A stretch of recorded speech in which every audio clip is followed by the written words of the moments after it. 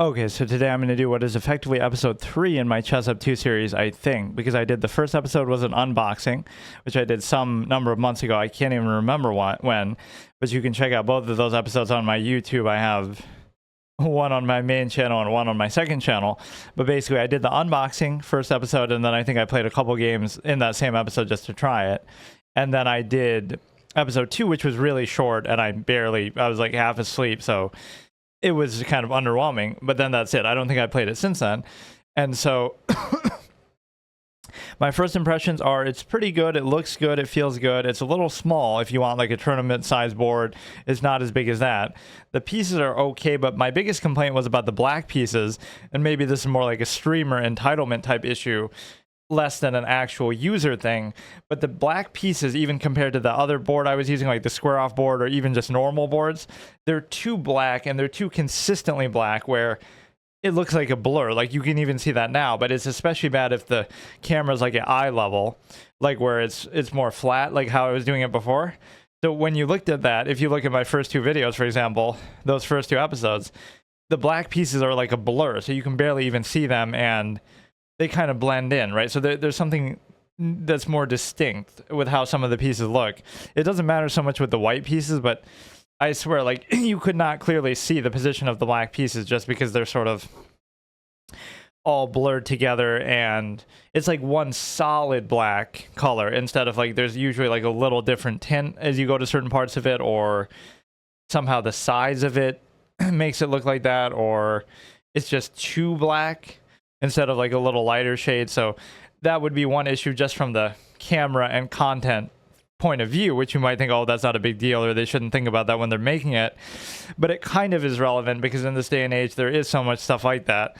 I don't know how many people have really streamed or made videos of themselves doing this, maybe just like a first episode, but I might do like a whole series on it. And so like I did with the square off board, and that's when I lost my classical series and had to delete my account on the chess, but I won't blame that for it. But yeah, basically what you're getting into is the fact that that was my main gripe, is the fact that the black pieces are sort of too black. Maybe you can't understand exactly now because this position's a little better, but there's something about it in those first 2 videos that, again, if the camera's at eye level, like at piece level, basically, you can still see it okay, and that's kind of what I was using before. But again, the black pieces sort of blend in together, and it looks like a blur, and it's not very clear whether it's because, again, they're too black, or whether it's because they're not like properly shaded, like in different parts or something like that. They're not big enough, maybe, the pieces. If you compare it directly to that square off board, which I also have videos of that just to compare visually, those are much bigger, so it's much clearer. It's hard to put my finger, but whatever. That was one issue I had. Other than that, it worked okay. The one thing I was kind of craving to do, though, is I wish you could do like variants and certain things, which maybe they've updated it to do now. I just had to update it when I turned it on. So again, it has supposedly built-in Wi-Fi, but it always asks me for my own Wi-Fi, so it doesn't matter. But it's like, it says it has built-in Wi-Fi, so I haven't seen like where you can choose that or when.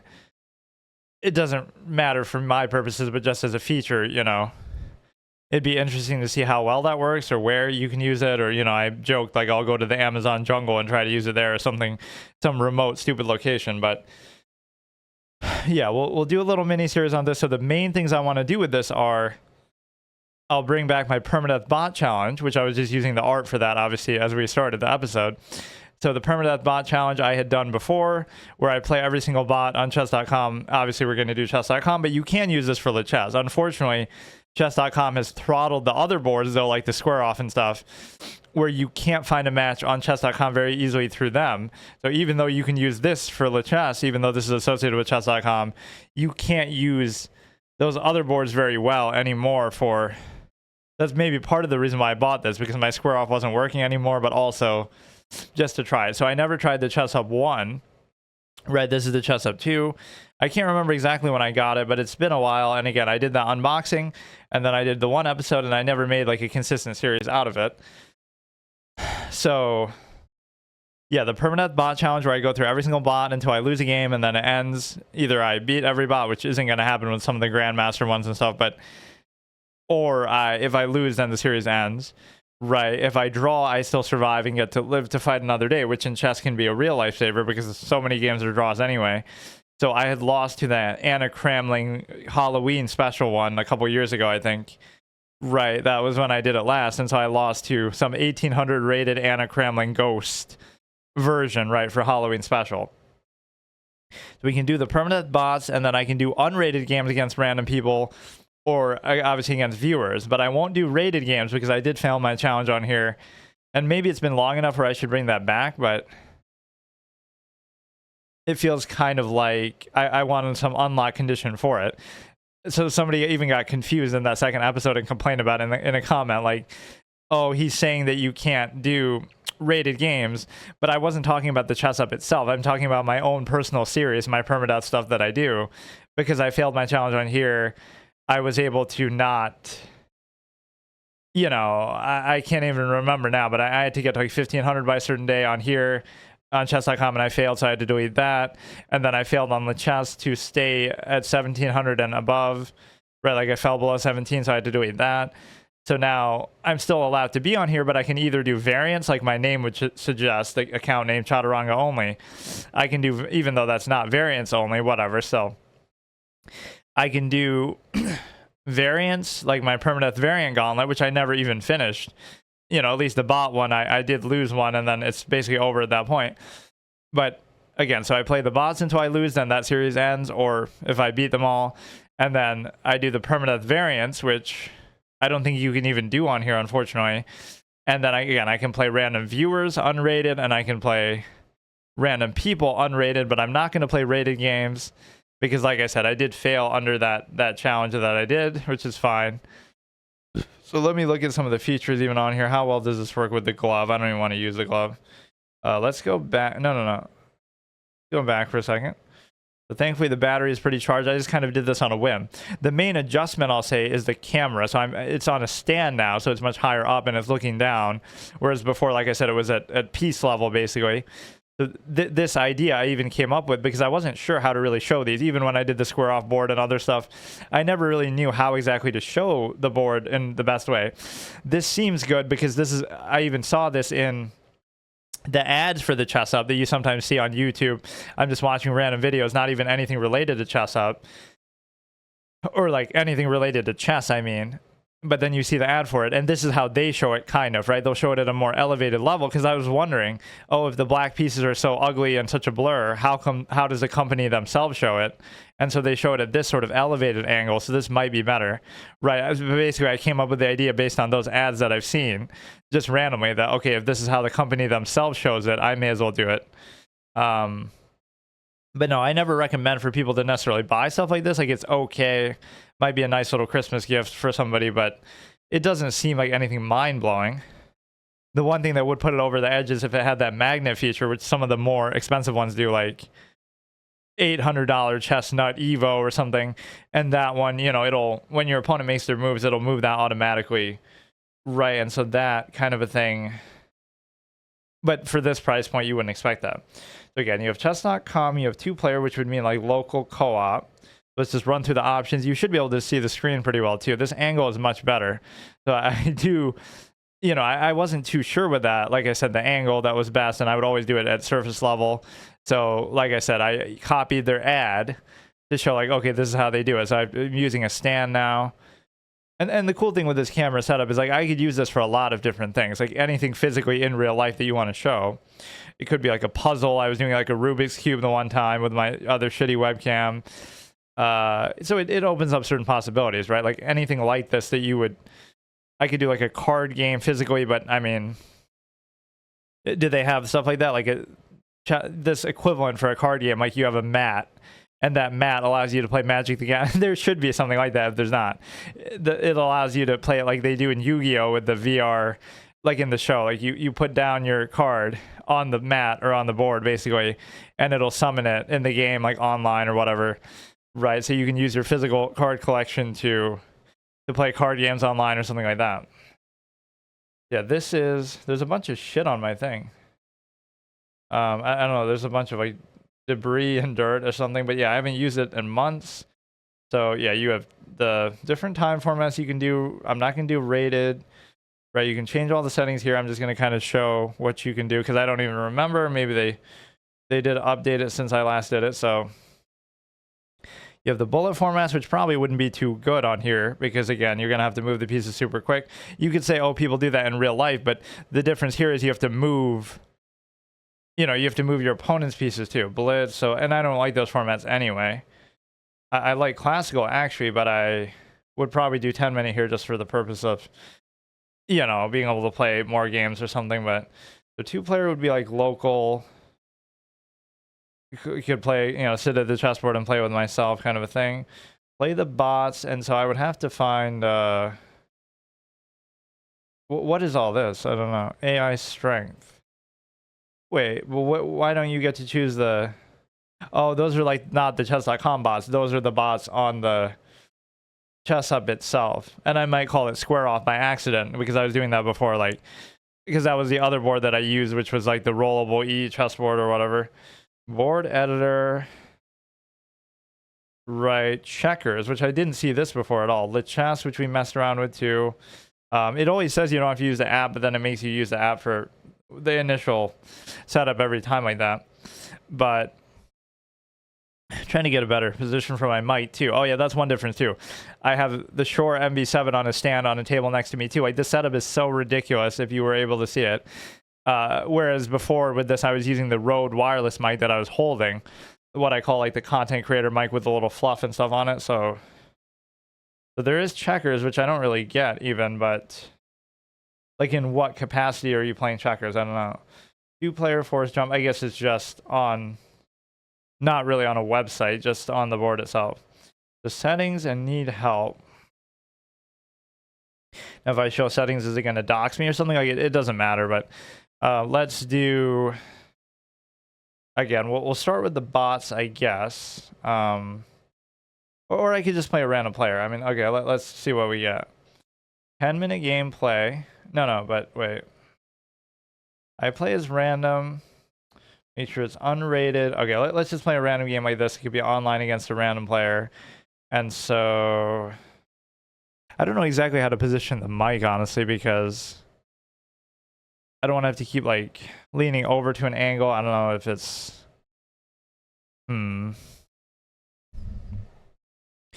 Right, like I have to turn my head or something. It should sound okay, but like I'm talking too much in front, or I have to... If I could show you the visuals of this, you would fucking die laughing because it's just so scuffed. But actually, the board itself looks good like this, though. So I kind of solved that problem of not knowing what vantage point was the best. But as far as the mic, I guess this angle is fine. Okay, so let's play an unrated game against a random dude on here. I forget if it even shows the ratings and stuff on there. But again, even playing a 10-minute game like this will be difficult. So the queue time should be very fast because on chess.com they're always fast. And it shouldn't penalize you or prejudice you because, oh, you're using the board. You know, it's not like you need, oh god, the authentic chess.com experience. You get abortions all the time. They abort almost as much as the US aborts babies, am I right? Haha. I actually just made a video about abortion on my third channel, just some random, talking about the semantics of the fetus argument and stuff like that. But yeah, the queue time should be fast because it shouldn't be any different than if you're doing it on the site itself. This is, of course, natively endorsed by chess.com and stuff like that. So yeah, the main thing is you have to move your opponent's pieces too. I didn't have many issues with the registering of the pieces and stuff. Like, it worked pretty well for all that. The main thing is I somewhat don't like the pieces themselves. Like, they're okay, but they're nothing like special. For like, the square off pieces were actually kind of cool. They were more solid. They were kind of more visually clear. Of course, they're bigger because the whole board is bigger, but this is just like an adequate product. Like, it's good. It does what it's supposed to do. Although I'm disappointed by this queue time. It would never take this long on chess.com. Even the fact that it's unrated would be probably... They must be trying to do some different matchmaking than if I was just playing on the site itself, because otherwise it wouldn't look like this at all. Like, it should not take that long. It should not.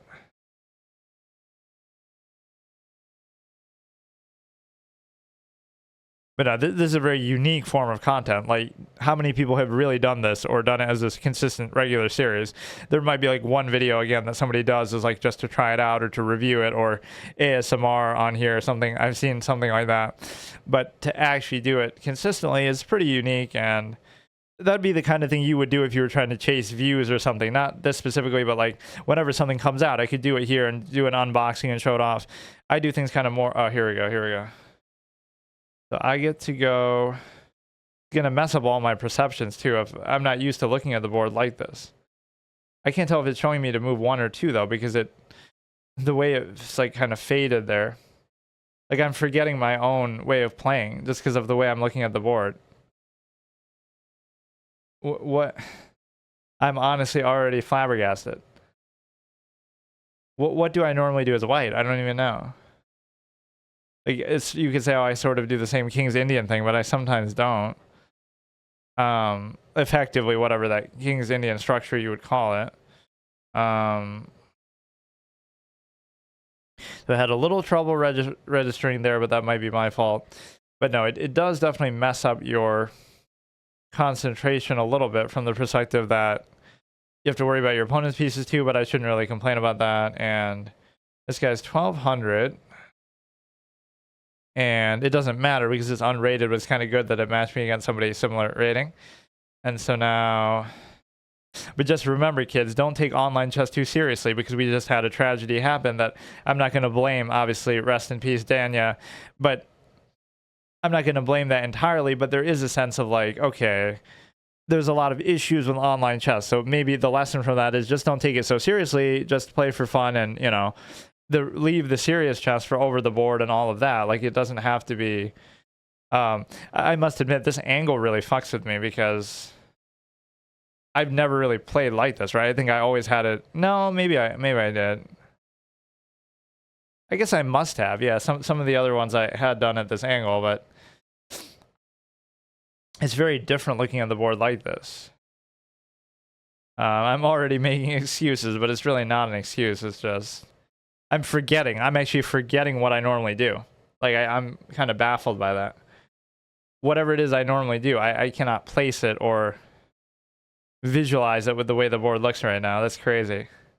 Or just because I haven't played in a while either, but. And again, there's a pressure of time as well. So what you realize with some of these things is sort of just like a gimmick to get you to, you know, show some interest in it. It's like, it's just chess, whether you play on your phone or your computer or over the board in real life, one of these, like, it's the same thing, right? It's the same game. It's just like whatever gimmick you can do to motivate yourself or whatever the case may be. So it's like, now normally I would do the V-shaped structure where I'd move like the A4, but it just doesn't seem necessary right now. It's always this point where I get maybe like too passive and just like don't want to do anything at all. Like, oh, I'm in a comfortable kind of position and I just let it be. But there would always be issues registering with the square off on the thing, on the castling and stuff. But generally that worked pretty well too. I mean, they're pretty equal products. This cost me like closer to 300. I can't remember now. And that cost me closer to 200. So that one was probably a little better value. I mean, they basically do the same thing, right? Like they're similar performance and capability. This one has the screen, which is a great plus. That's the best feature about it. The screen that would show you the time and everything. That square off board didn't have any sort of screen. And in fact, this one, I guess the first ChessUp either didn't have a screen or it wasn't as good as this one. I think it didn't have one. But like this one kind of tries to advertise that, oh, you don't even need your phone. You don't need the app. The way that square off and other ones probably you need the app all the time. And so what happens is you feel like, even though it just showed, oh, you need your app to log in for the first time, but effectively on a regular basis, you don't need the app. So that's good. I mean, the screen is really the selling point of this one compared to the square off or maybe other ones even. So he has such a major time advantage, but maybe partly because of the, wait, I can just take that. Or no, I can't. I mean, I guess it's fine, but this is where I get lazy and just do trades. So I'll keep the Captured pieces here. Maybe you can't even hardly see them, but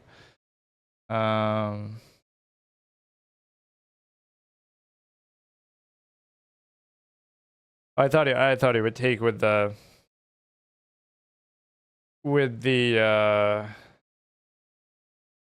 knight. I don't know why I was okay.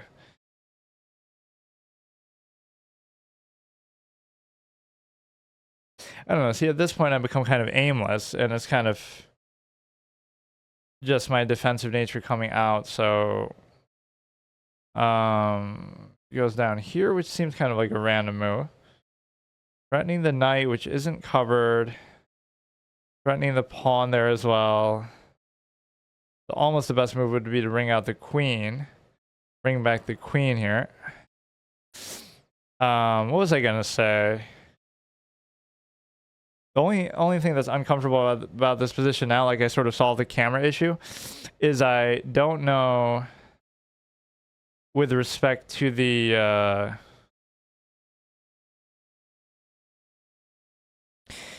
mic, like I don't understand. How would I normally, I'm trying to just understand, how would I normally do it?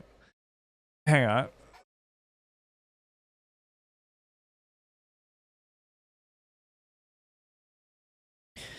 It would have to be at such an angle that it should be somewhat okay. You got a piece of hair on there. Okay. We don't have much time. This guy doesn't seem too good, but again, it's sort of solid. So if I keep going, he'll take. There's nothing he can do with that. That concerns me too much, or the fact that he's basically, you know what, he can do it, and then if he moves away, I can like pin it with the rook or something, but like let me just not even worry about it. Okay, we'll do this and see what he does. And so it allows you to, I don't know if my stream is even working. I'm kind of watching it on my phone, but it just doesn't work, or it doesn't like give you feedback for what's happening. But yeah, this is sort of my return to PC streaming as well, when I just did that whole elaborate setup and I unboxed like a bunch of stuff, keyboards and mice and stuff, a mouse. But what happened is that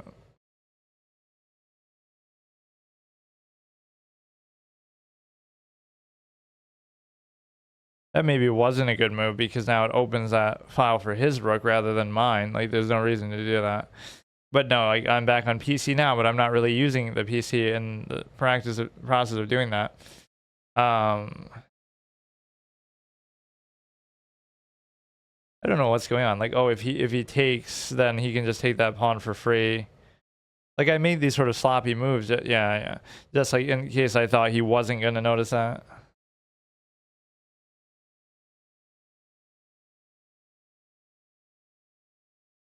Again, does it really take this long just on account of the I don't mind even doing that if we trade queens too, but it's just like I don't have to do it. Right, I don't have to do it, so let me do this first. Unless there's some crazy fork or something coming up. So if he takes the queen, I take. Again, this is the sort of thing I would normally like to do, but or this is a good way, you know, sort of to practice that stuff too, where you get to practice a movement on the board where you would want to do it in real life. Or like my OCD, there's like a little piece of something on one of my pieces, so I want to touch it, break the touch move rule. So I'll try to follow that, because it's considered cheating if you don't do that. Like,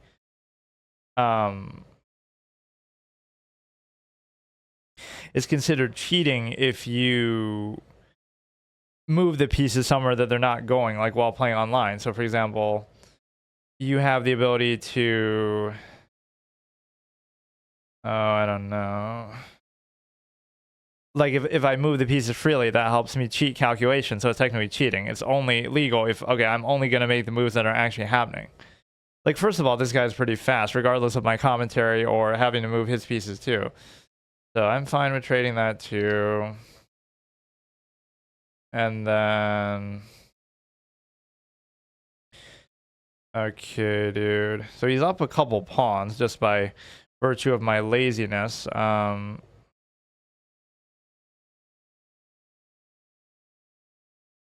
But I don't know, like this would still be an inconclusive game, like a knight and a horse, right? Nothing's really happening, but just somehow you feel like, you know, 1 2 3 4 5 pawns, 1 2 3 4 5 6 pawns, like it's not a big deal really. So you could get a fork there. You could definitely give a fork, and that's also a fork. Okay. I mean, I don't know. All right. I mean, I'm saying it as it's happening, but okay. I'm just making his move for him even before. Okay. Like, it's so, I'm telling you, I'm saying it before it happens. Like, just that I'm starting to worry about time. Like, that's so unfun. That's why time just sucks. Not even blaming the board or this movement aspect. It's like, okay, like you wouldn't have beaten me, but it comes down to time. So I have to be faster, not better. It's like at this level of play, it just doesn't matter. And again, it leads to these positions that are sort of stale and repetitive and boring in such a way that, but no, I felt like I had to obey the touch move rule, so fuck it. Let's let it get to an actual conclusion instead of just fucking, you know, I'll just try to keep harassing his stupid ass rook. Right, let's try not to flag. I mean, again, you might say, oh, I should complain, but this is how it would simulate the fact of doing it in real life. Right, if you were to play in real life, this is what you'd be doing, playing against some try-hard, super fast clown who's able to, okay. It's just not fun at that point because you get into where, again, like, you're not really better, but you're faster, so that's a form of being better, but it's just like, doesn't matter too much to me. Looks like he touched his pawn there for a second and kind of flashed. I'll just keep doing this and be annoying, but I'm not even being a bad sport. I just want to see the game reach a conclusion. But again, those kind of moments are super uninstructive from the perspective that we kind of lost our calibration there, but it's kind of my fault for doing that too early. But like, can you even pre-move with this would be the question, and stuff like that, to the extent that, you know, it seems to maybe have a little bit of an issue in that.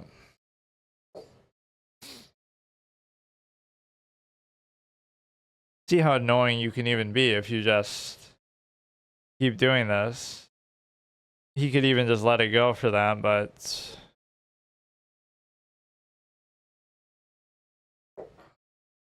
right, like, I won't account for the time discrepancy there. On promoted. Now, it doesn't tell you to what, though. Right, so like, what if he trolls me and does that? Like, a knight or something, it would glitch out the game.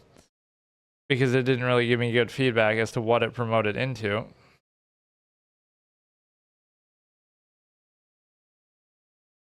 That's too bad, man. That's too bad. We are going to flag either way. We could maybe get a quick little cheap stalemate in here. And the reason why is because...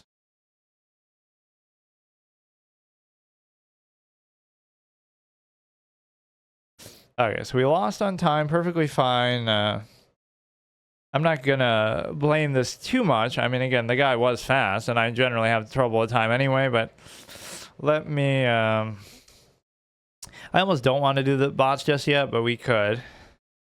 There's gonna be some holiday seasonal ones and stuff. Let me do it again. I'm just kind of not happy with the way that one went. Or wait, no. Yeah, you got to do this, or that's why you can't do variants or 960 because you have to set up the board every time. I don't mind even taking the time hit for doing that, as long as I can just, you know, still, I'd be fine with it. Or a lot of them would, you know, it'd take a little bit of creativity But so like the darker tint, obviously it shows you it's black, but I kind of was confused by that a little bit at first. Yeah, let's reset up. I mean, I like the novelty. I don't know why I thought that's the row. I like the novelty of doing it, but it doesn't feel all that special because, you know, I always think of these things as gimmicks. Like, it doesn't have to be anything special.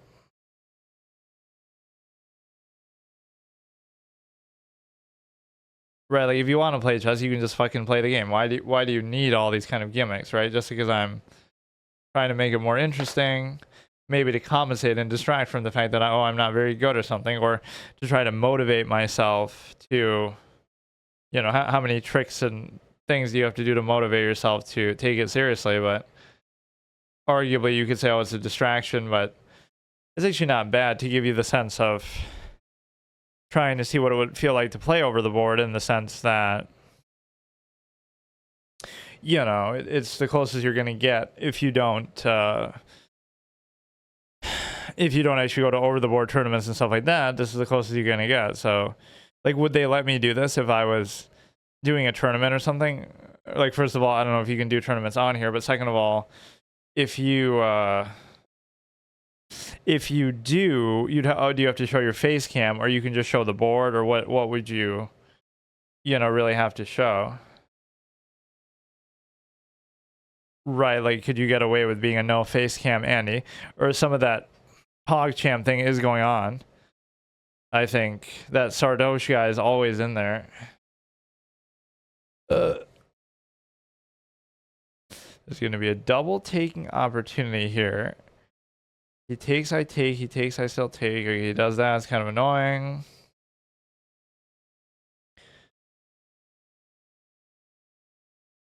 Sometimes the best move is to go back to your starting position with the knight, but it just always feels so intuitive that, you know, there'll be all these chess tips that people give. Oh, don't move pieces backwards, or don't move the pieces twice. You know, don't move pieces like, see, now, oh, I'll break the touch move rule. Like, fucking, I'm actually trying to enforce that. I did touch the knight. But, you know, oh, don't move pieces backwards and stuff like that, or move the same piece twice in the opening.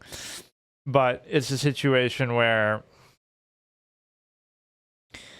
there's so many cases where you do have to do that, and so you might make a mistake because, like, oh, that's the one time you are supposed to do that, and it feels unintuitive, but, you know, that's what you're supposed to do. So it's like everything seems obvious and like a tip and a logical razor until, oh, you're supposed to do something else. So that is a little bit awkward. Again, some of these I'm just losing on the touch move rule, but I will enforce that. Right? Those are the two things to make it fair, or like, oh, so I'm not cheating. I can't move the pieces at all except for the legal moves that are happening. I can't just mess around. What would it look like if I did this, this, and this? Right? You can't do that. And then second of all, I can't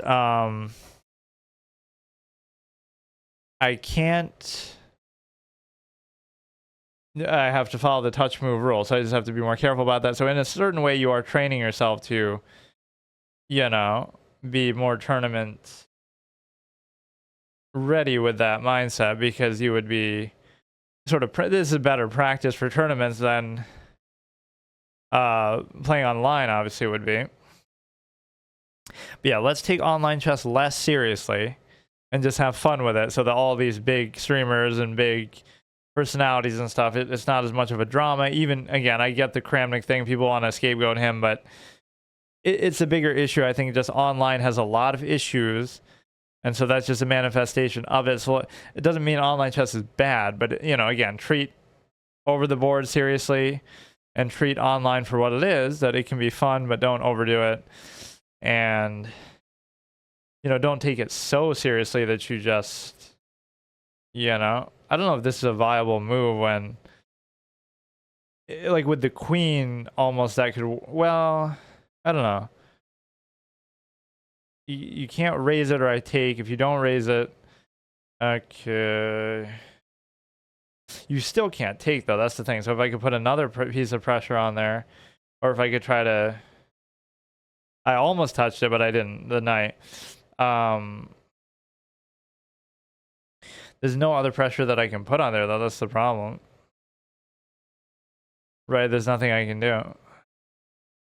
Sometimes you have to be willing to let a threat go. Don't try to beat something like a dead horse and do the same thing over and over, or like commit too much to one thing. You got to be flexible and use an idea as a bait to try to open something else up. So it's like, oh, they have to respond to it, so then that opens something else.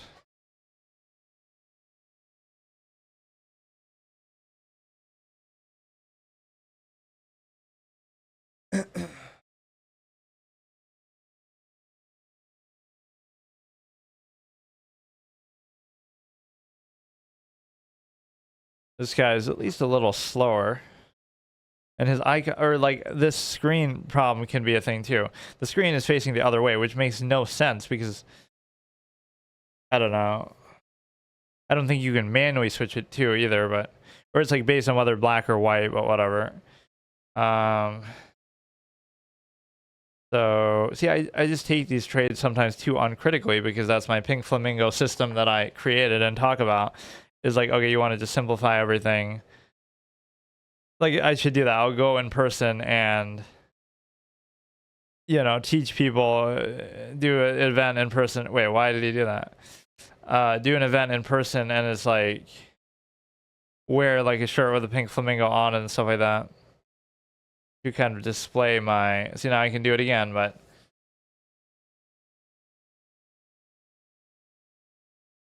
Or now I'm kind of boxing my bishop in a way that I don't need to be doing. But no, my strength could always be calculation, and especially in classical games and stuff like that. But I often don't pay enough attention to that.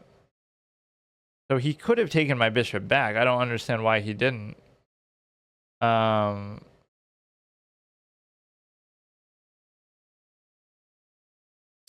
Right, just instead of raising that pawn, you could have just taken it with the queen. Okay, this is fine. I'll just take, again, without even thinking about it, which I shouldn't maybe do that. Take with the queen.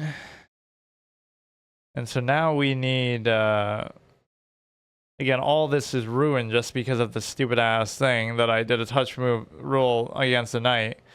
But then I felt like, okay, I have to do it just as an honor code, even though you really don't have to do that.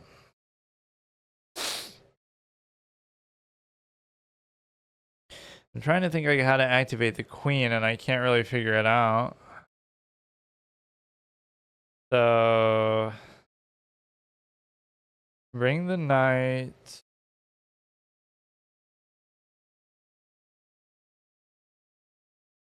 Just have to get really used to the whole monotony of it, where, you know, everything is just, you got to go, you know, how do grandmasters calculate? Are they really just immediate or instant or so easy, or they're actually going through every single move in tedious, monotonous fashion in their head? Like, anybody can do it. It'd just be slower. Like, okay.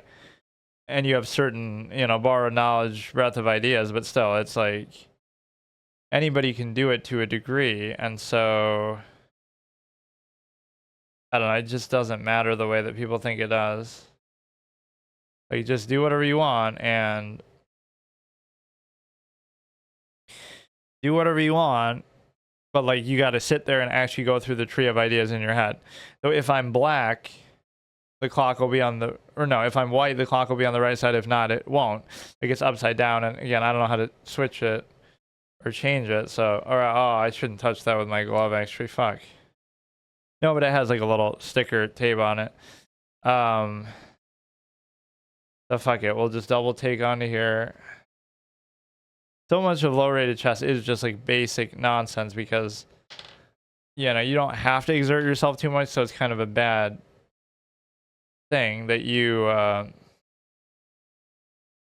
because you don't have to exert yourself, oh, okay, I'm not, yeah, like you make mistakes like that.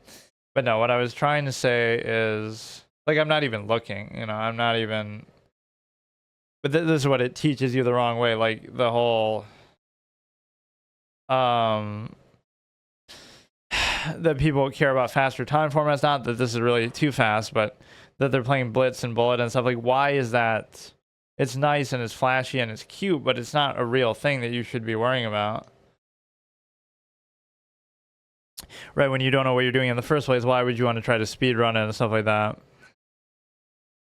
But no, that's what you would do if you wanted to bait content, like, oh, do stuff right when it comes out and show it, either unbox it then, or even like if I do my Permadeath first playthroughs of stuff next year, I'll try to start doing that again, like the when things first come out. Like, it's not something I typically do, but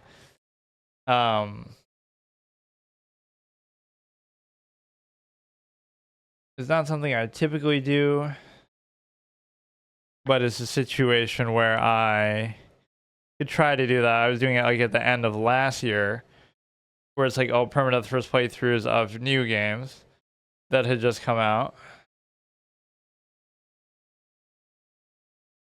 Right, like Slitterhead, I did an episode, then that other game, what was it called? Avowed, and even what else was there? I did Path of Exile too, but that wasn't like right when it came out. So I just don't like that screen though. Like, now it won't rotate back unless I. That is kind of irritating. I don't think you can change that at will. It'll do it based on where it thinks you're sitting. Like, oh, because I was black, it wants me to sit on that side of the board, but or I would have to turn the whole board around, which I don't want to do. So I want to get like one win in here in the unrated before I, you know, before I just but no, that one guy got mad in the comments. It was actually pretty funny on my second ChessUp video. He's saying like, oh, this video isn't helpful, this is the rare YouTube video that isn't helpful. But I think what he's confusing is, again, that the first of all, I already did the unboxing, like that would be the helpful one that you're showing it and all that. But that second one, again, I'm tired and I'm just doing it on a whim, like just a random episode of the series of me just playing on it. But a lot of the stuff I'm saying, I'm talking about my own format, right? I'm not talking about the board itself. Like, oh, you can't play rated games. I'm not saying that you can't play rated games on the product. I'm saying, oh my God, I'm saying that you can't play rated games. I can't play rated games because of a format and a challenge that I failed. So it's a little bit different. But yeah, this could be a fun format. Again, I'm getting a little frustrated, but it's sort of my self-imposed touch move rule that's got me in the last couple, because, or at least in this one. And again, I'm slow as it is, so it might make me even slower to have to move my opponent's pieces and stuff like that. But okay, I'll be back. All right, so let's continue. I want to get at least one game win online against another player, so I'll try another one of those. Unfortunately, this screen will do that.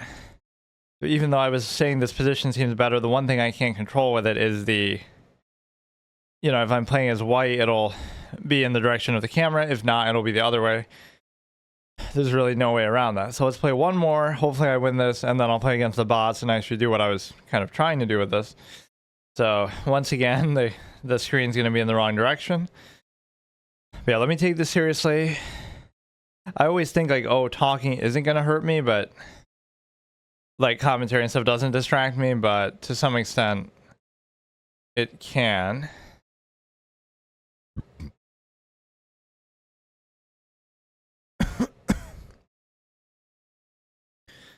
You go here, which this is not a normal conventional type of move at all, but I guess what is really the answer? I don't know.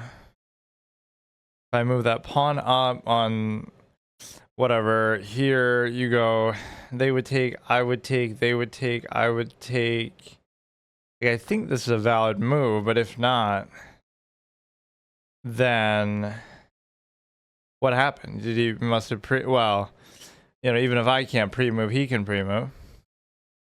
Doesn't this work? Like, what am I missing? But how? They're using these gimmicky little opening things, but he's gonna bring like the queen in there if I, you know, I don't get it. Like, okay, he can take the thing, but I don't know. I mean, I'm having enough trouble, I think, with the position of this without. I'm trying to make all the different excuses, like, oh, okay, you cover back with the queen.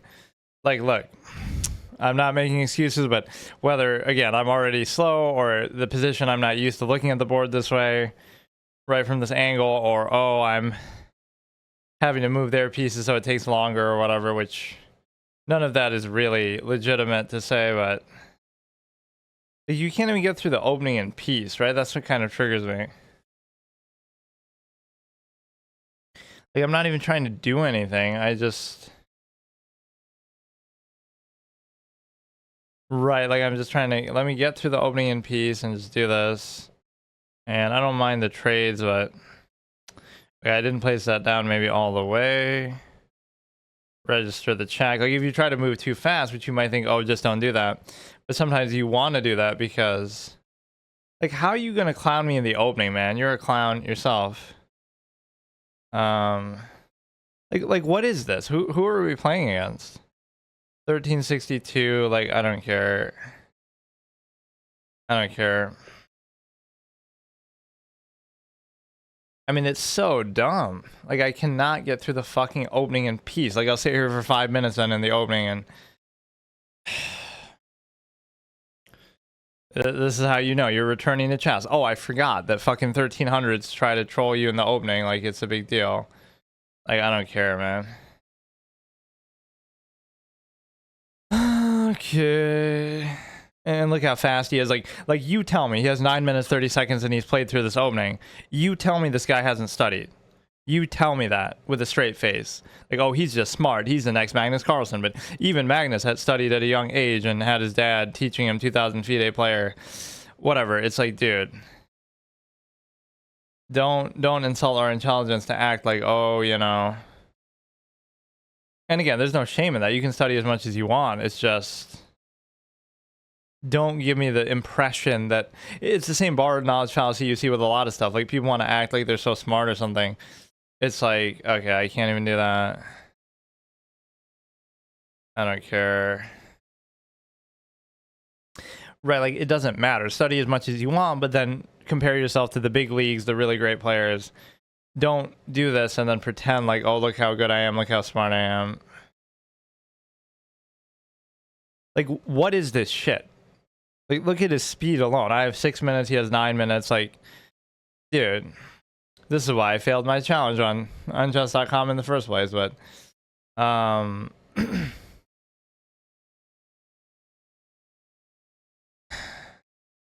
between his speed and his opening, there's no way I could have possibly won this, right? It's impossible.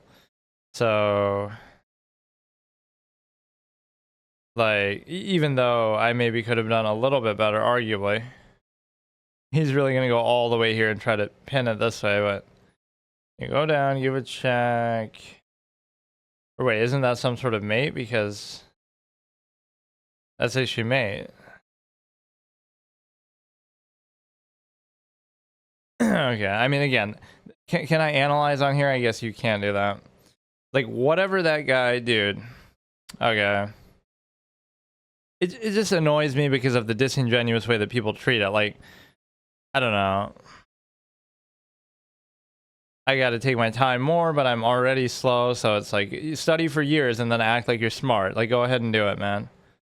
Because at a certain point, fine, that doesn't matter, right? Everybody does it, right? And then, then the best player may the best player win. But at this low to intermediate level, right, there's really nothing to show off. It's like, okay, you've studied, I haven't. You know the opening, I don't. You're faster, partly because of that. So... Wait, let me do one more, just out of principle. Last one for sure. Whether I win or lose, and then I'll do the bots. I'll do at least a couple because the whole point of this is the bot challenge. And I hope that I'm white because I want the screen to rotate the other way, which is really annoying that you can't do that at will. Maybe I'm sitting at some angle that doesn't reflect. Oh, he's 862. Which means he's still going to destroy me in the opening like a fucking god because all these people are like that. He's gonna abort, it looks like. The battery life on this seems pretty good too. Like, I hadn't used it in a while, and obviously, thankfully the battery was full. I didn't even check, but like, it's, you know, it's been about an hour of using it and it's still pretty high, so it would last at least like, oh, he's not gonna abort. It it would last at least a couple hours. You know, probably based on this, it seems like 3 to 4, maybe at least, maybe more.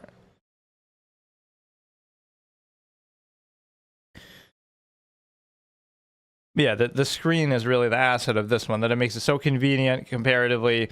You get to see the opponent, their name, their rating, which you obviously square off. You have to use the app. You get to see your time. All these things that feel fairly basic, but, you know, that the square off didn't have, that maybe other ones don't have. The functionality of being able to use it just directly from there is a good convenience for sure.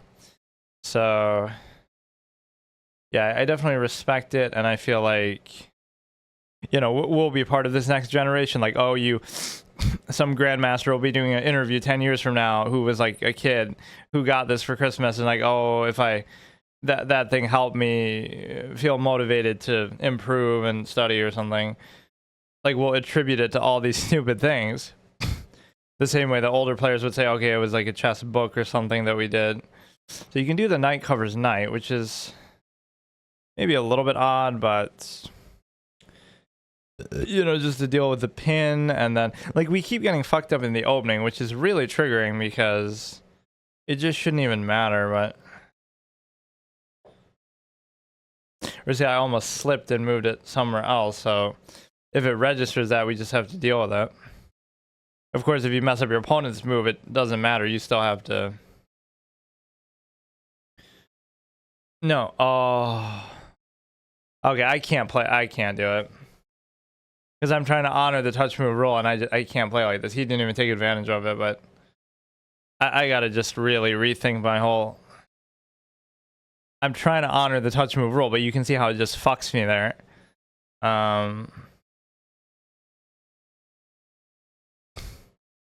Because I'm trying to just move too fast, and I've totally lost my rhythm for what I normally do.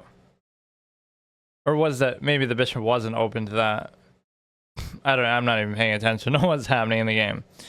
But no, I won't play rated games again. I'll beat this dude quickly. Look how fast they are. I mean, I give up. Like, I'm getting the same feeling that I always did. Like, he's 800, but he's this fast. Like, I don't care. Do what you want, man.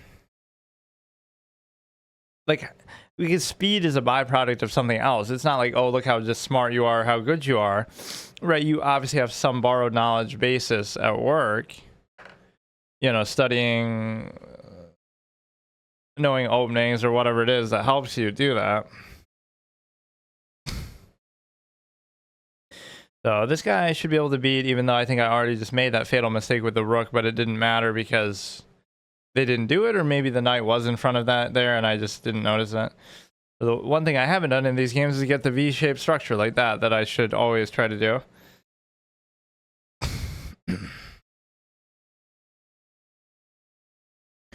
There's a situation where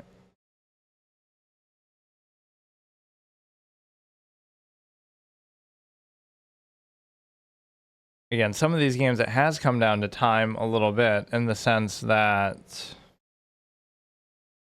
you know, I can say, okay, I should take my time more, but if I try to do that, then I'm already kind of losing on time a bit. This one's kind of interesting because you can kind of seal this off a bit. Right, so now you're trapping the rook in my territory, even though it won't matter because there's nothing I can really do to take it. But yeah, like, this is an interesting spot to put his rook in. Like, now you just can't escape my territory, maybe ever. And so I can try to trap it, even though I'm trying to think, actually. Right, he doesn't even have to move it yet. I can target it with my queen at some point. He's not going to have necessarily covers for it, or he's going to try to attack this. Let's go here and try to... I mean, again, worst case, he could attack it for the knight, but you go here. Now I have to attack it with something else that would be, you know... It won't even matter because... Yeah, I can't do anything to it. Right, because you have to deal with that pawn, which I can't do. I can't move the knight, which is the only expendable piece. So I guess I'll just do a trade. So you escape that pretty easily. Only thing is it might mess up his pawns a little bit if I do take that.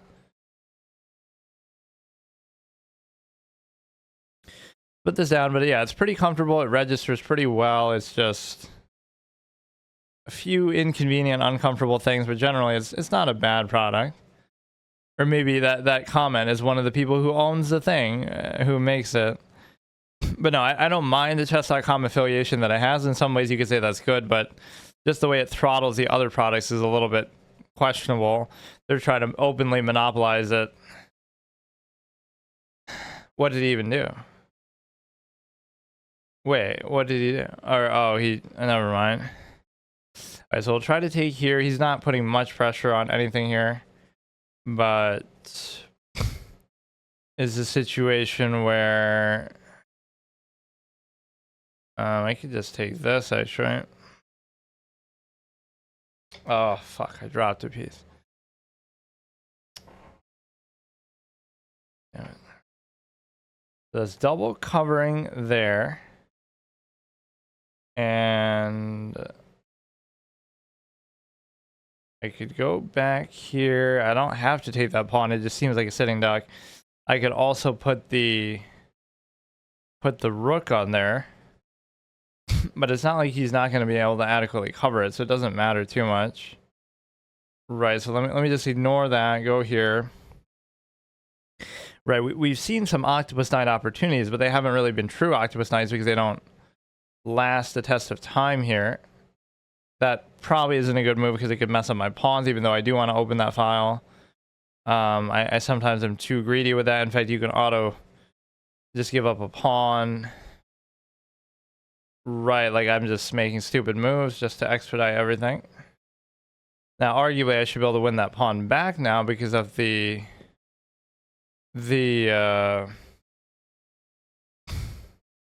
thing here, but I'm just not too happy about that. Like, now you mathematically cannot cover that.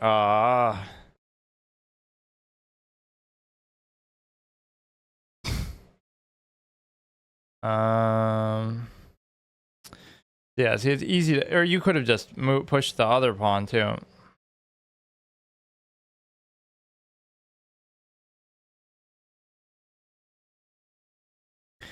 There's this stupid song that has like a very small number of views, but called Push the Pawn.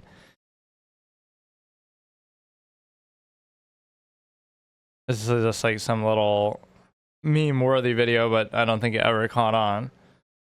Okay, dude, he still has 7 minutes, but we should still win. I just get so annoyed by like sometimes how these people play. It's not even about winning or losing. It's just like I get it. Everybody's a genius and I suck. I get it. But even then, there's something about it that just it just reeks of borrowed knowledge or something unnatural. I don't want to sound like Cramling, but I never accuse people of that. I'm just saying, like, okay, if they've studied, that's fine.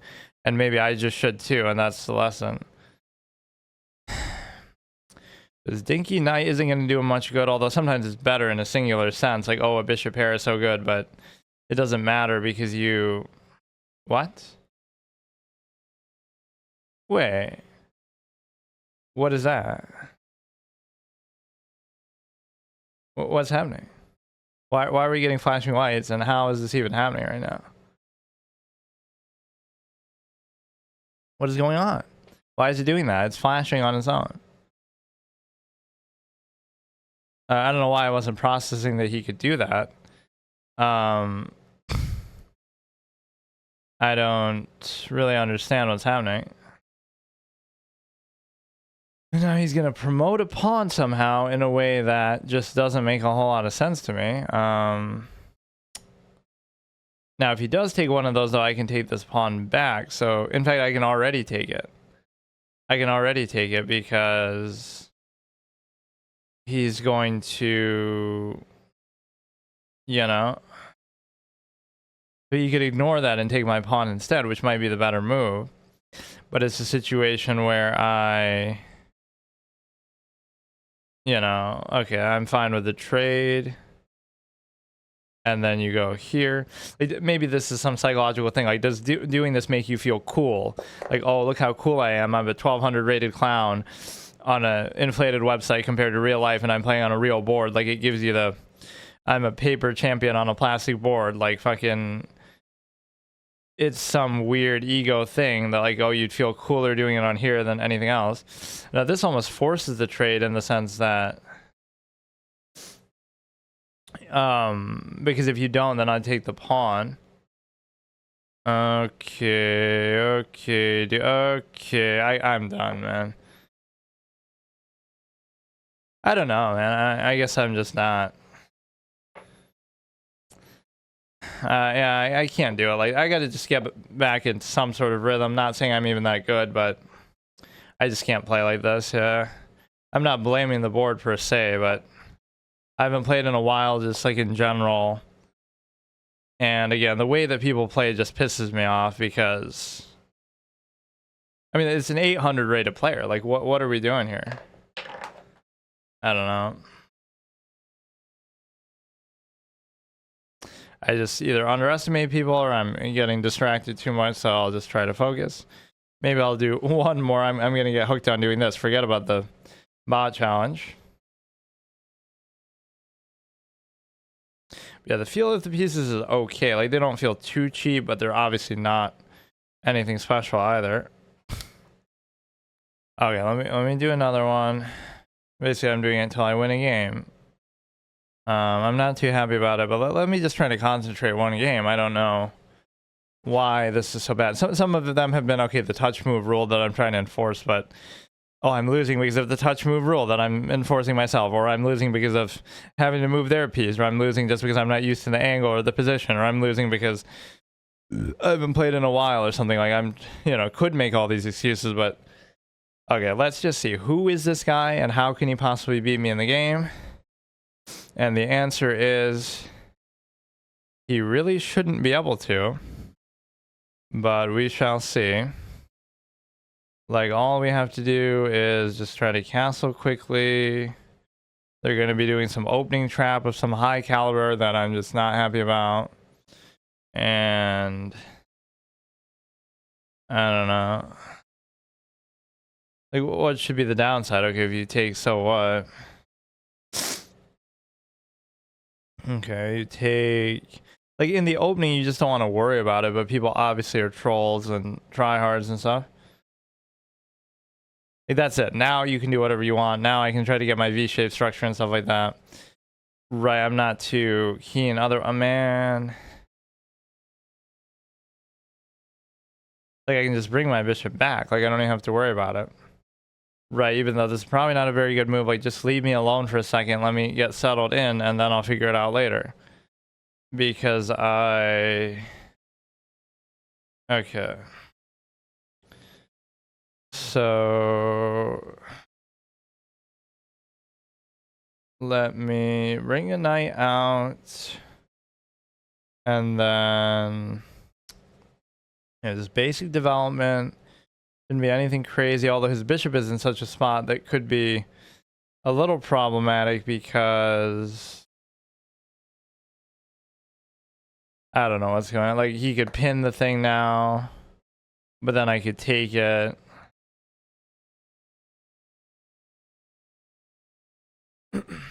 Well, whatever. This setup is at least better. I do like the bird's eye view on the stand. This is much better. So it's like it's on a table and then it's on a stand on the table, which looks kind of goofy, and then it's sort of tilted down. So this is my Sony ZV-1 or whatever, ZV-F1 that I had done an unboxing of, which should be much better quality, obviously, than the other shitty webcam that I use, but it always says 720p when it's doing on the camera itself, which maybe that's okay, but like, I don't know, like it should be 1080p. Like the stream itself is still 1080p, I think, but somehow the video quality on the camera says 720. I'm not too happy about that either. But it doesn't matter because you get to, I don't care, man. You can take there, he's going to try to double attack it, but it won't matter because even if you double attack it, I'll just take. And in fact, I'm setting up to double take. If you don't address it, I can double take it. Or no, yeah, I can because oh, like it's pinned or something, but I don't have to worry about it. I'll take, and then if you take back with the knight, I double take. Right, so that should be pretty good. So he thought he was being all cute with the pin.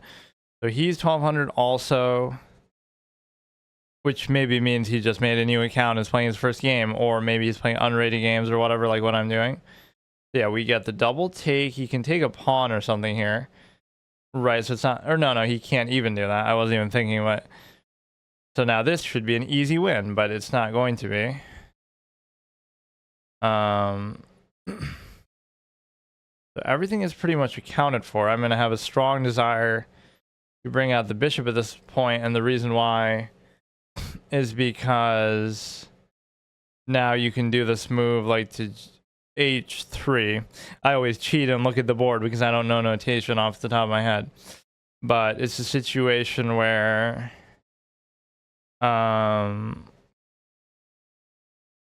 again, I'm just getting back to forget about even the ChessUp. I'm just getting back to my rhythm of playing in general, right?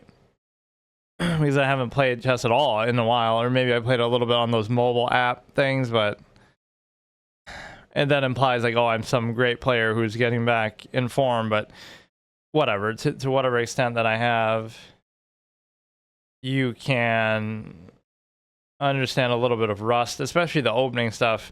Not that I ever know openings, but just it's annoying because you get to it's actually quite problematic.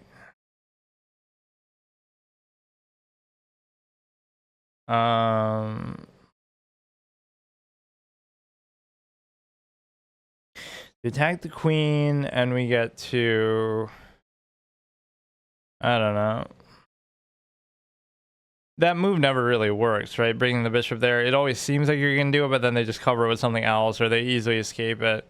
You got to be used to that in a lot of ways. Like, everything they do, they'll just escape it. And it's like, a threat is never like a singular thing. Like, oh, you're going to do this threat, and then you're going to win the game. That's not how chess works. You'll do one threat, then they'll deal with it. Then you'll do another. Then they'll, 50 threats later, you might get some minor little pawn out of it. And then you have a slight advantage that still ends in a draw. Like, that's how chess actually works, which sounds like a bit of a troll description, but it's a bit of a troll game. You'll lose on time. You'll draw by insufficient material. You'll kind of get all these stupid ass considerations, which, oh, it must be, it's never a flaw of the game. It's, oh, it's your fault that you're not good enough or you don't get it. Or it's a situation where you are too good, right? It's always that, like, either you're not good enough and you just don't get it, that's why you have some qualm about it, or you're too good and that's why there's so many draws. So if you're not good, it's flawed. If you are good, it's flawed because there's so many draws. So like, no matter what it is, you're always going, what is this?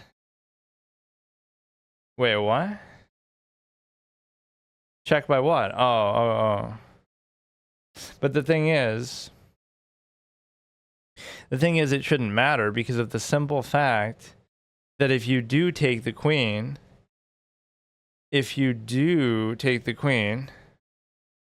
wait, I'm so confused because first of all, I can take the knight. Like, what is even going on? But no, even if you took the queen, I'm still threatening your queen, you dummy. He's acting like, oh, he's doing something, and he's pre-moving his shit too. Bro. Oh, you won, he resigned, it's upside down. I'm really unhappy with the way those games went, but whatever. Let's just do a bot so I can live up to my title. So again, we're doing the Permadeath bot challenge. It's upside down, obviously you can't even see what I'm doing. Alright, so let's go ahead and we will play the leftover turkey, 325. A monstrosity born from the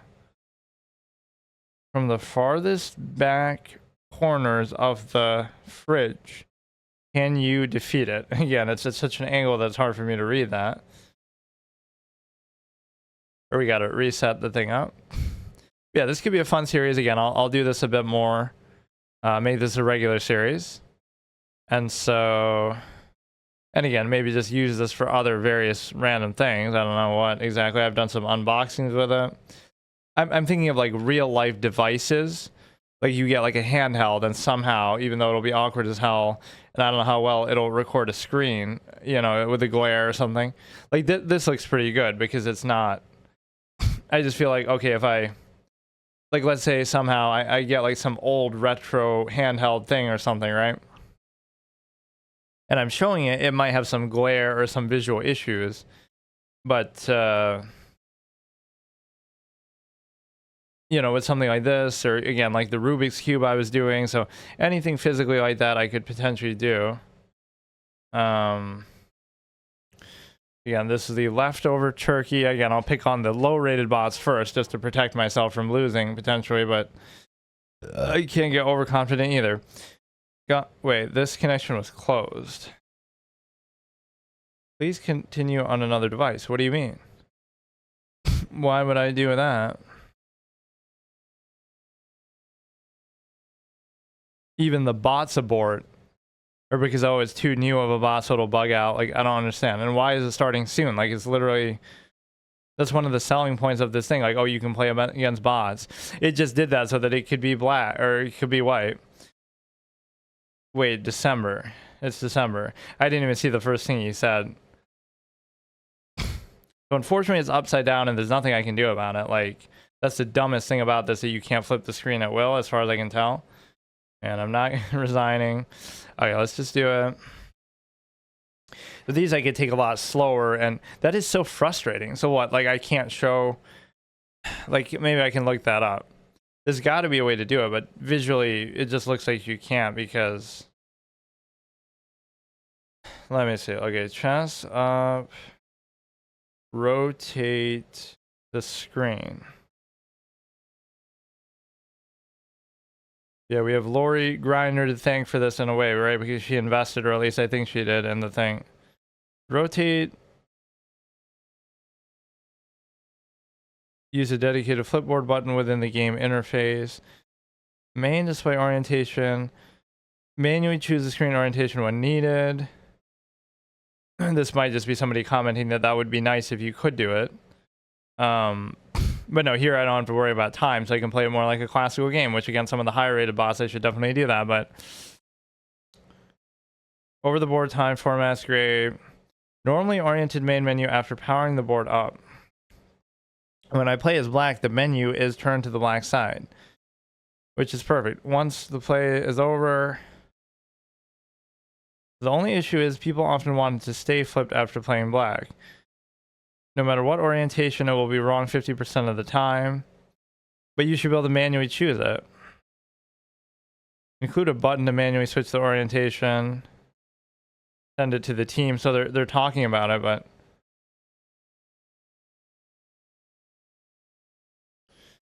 screen rotation and iPad. I mean, I'm not going to bitch too much about that. Like, obviously, that is sort of nitpicking at this point, but for the purpose of the, like, I would have to turn the whole board around for you to see this. And that is extremely frustrating because, like, maybe it doesn't matter. Maybe you don't care to see this, but, like, I don't know. I don't want to have to do that every single fucking game to move the whole board around like that. I've been sitting out for a whole month.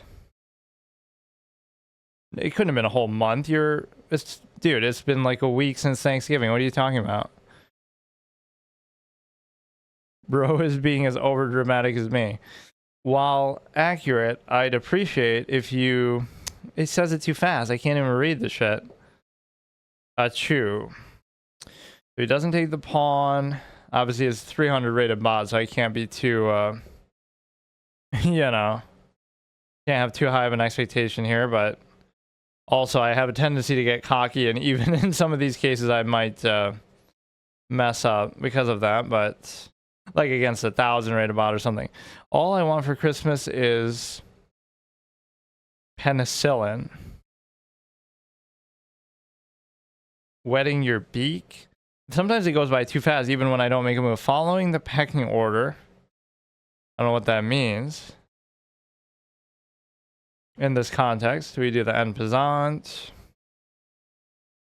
My pawn is just a case of consumption.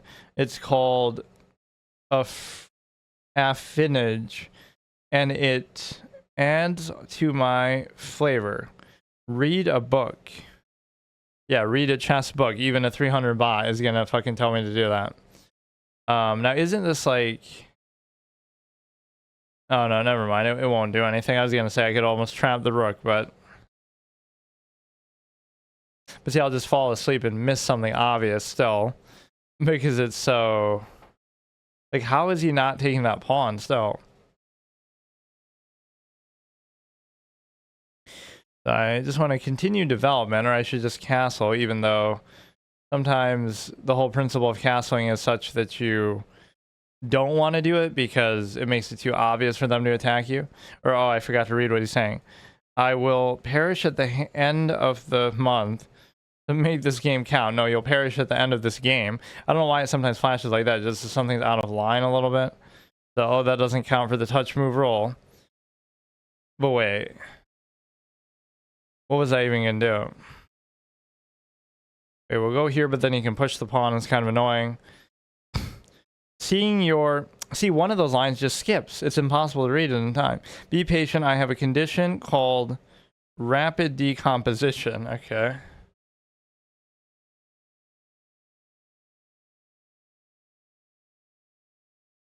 So we can have the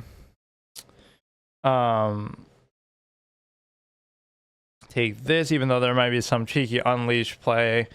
I don't think it would be too big of a deal.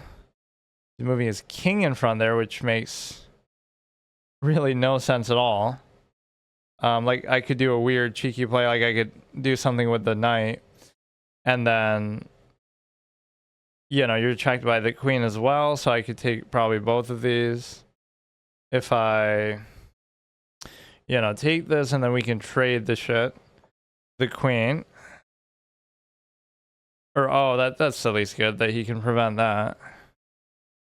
I keep forgetting to read what he's saying. But no, yeah, this should definitely be a feature. Or it should be able to go this way, too, the screen. Even if it's like at a weird, wider orientation. This turkey's coming home to roost and rot.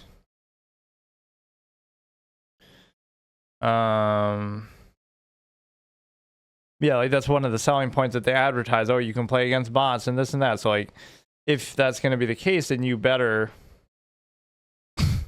make it work, because, you know, some of them are bugging out or it wasn't working the first time that I tried it. So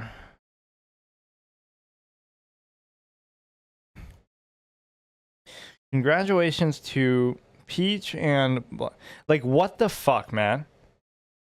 That was like a whole paragraph, and I couldn't. It's supposed to read in 5 seconds. I didn't make a move or anything.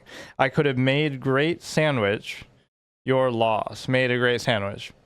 Again, that's hard for even me to read because of the angle. Let me see here. Just go like this. I may be overthinking it too, considering that he's so bad. But you shouldn't think like that. Don't play the position, not your opponent. But to be fair, even good players say that, but they don't do that because of the simple fact that they will sort of say that, but then they'll do things that they wouldn't normally do because they know they can take advantage of a low rated player or whatever like that.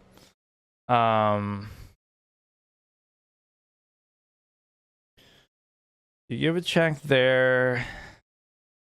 Sick move. And I would say, oh, I can read this back on stream later, but it'll be so hard to even see, right? Like you could see it on the VOD or in the video, but it's going to be very, very difficult.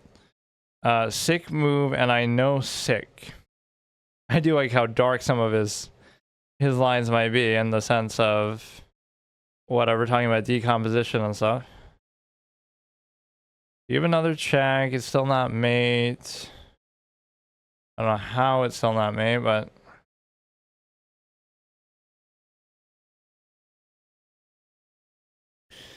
okay. Like how, bro? How?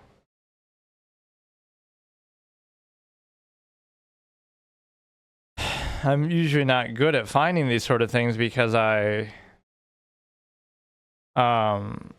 you know, you get to this point and you maybe get a little bit lazy about it, but I maybe should have developed a little more. Like, I can unleash the thing and check again.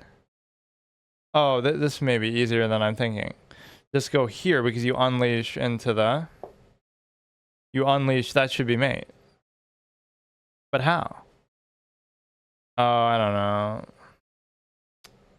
What the fuck, man? So you unleash, you do the bishop, you do this, and then I still can't take with the... Alright, you can't do anything with the queen still. I have the dark square bishop, but it's not going to actually do anything.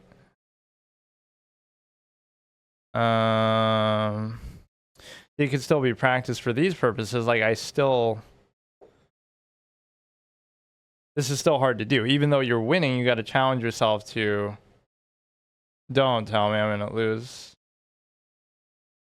But that should still be fine, right?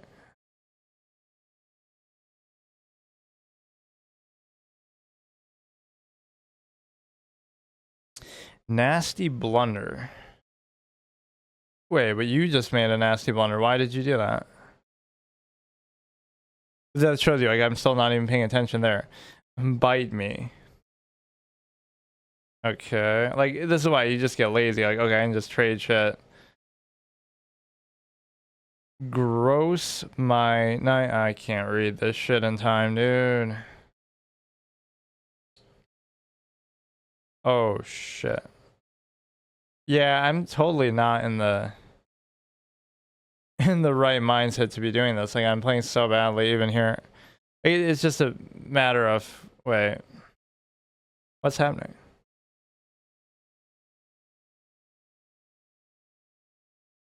Wait, what move even happened?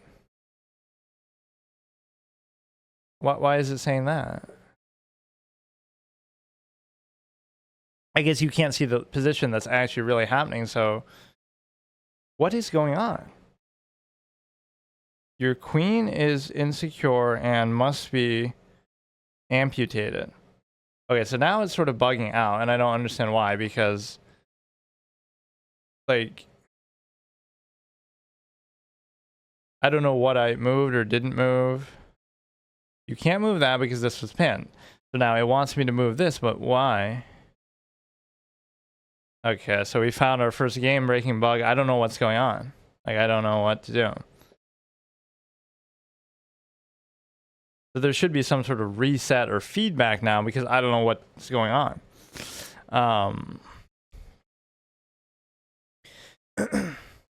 Right, like, okay, your king would be in check, or you know, he's supposed to be doing this, I would assume, but he's not. So there should be some reset thing.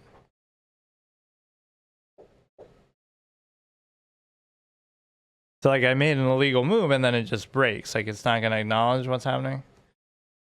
It's showing that on the queen, but I don't know why. Like, my queen is in check, but how?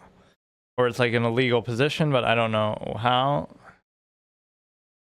So that's too bad. So we just break the game, and we can't play. I don't know what happened, man. I make, like, one illegal move, and there should be a way for it to reorient itself. Again, this hasn't happened necessarily often, but it's sort of registering like this move. I don't know what this means. Like, it keeps lighting up the queen, but the queen has nothing to do with this.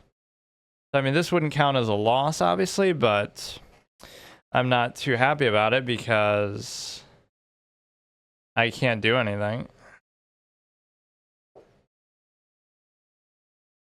Like, it should have some better feedback that, like, look, man, I get it. Maybe I made an illegal move by trying to move the rook there. But... Or is it trying to enforce the touch move rule? Like what is this square, man? Like, again, I'm not judging it on the fact that, okay, it's having a register issue. I'm judging it more on, like, how well does it respond to that? Okay, you made a mistake, you made an illegal move, but now the game's just over and you're fucked. Not that it would continue or that you would, you know, have another chance. That's what I'm judging. Like, how well does it recover from that? And I don't know what's happening, so... Like, what the fuck, man? I mean, we can do it again. It's all right. I mean, again, the bot challenge failed, but like, I don't know what to tell you, man. Especially like when you're playing those fast, faster format, you might make moves that are like that, where you're moving fast and you might make an illegal move and whatever, but I don't know. Yeah, the screen orientation isn't the greatest either. So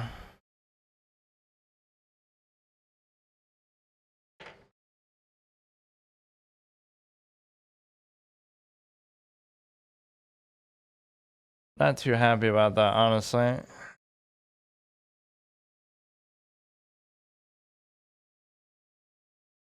All right, so let me try that one again, because obviously that doesn't count and it's not like I was losing or anything anyway. And hopefully I get to be white, so the orientation can be better. I'm not going to choose white deliberately. Or in fact, I think I might have even chosen black always to be fair to the bot in a way. Like, I'm black again. All right, I'm not going to read what he says. I'm just going to speed run this because I'm upset about that last one. So we'll go here. Just go quickly. Get it over with. 20 move mate. Get it done. And just do this. Go here. Go here. So again, don't make a single illegal move or the game just breaks. Like, that is a little bit annoying. That it should be able to recover from that a little bit better. Go here. Go here. Go here.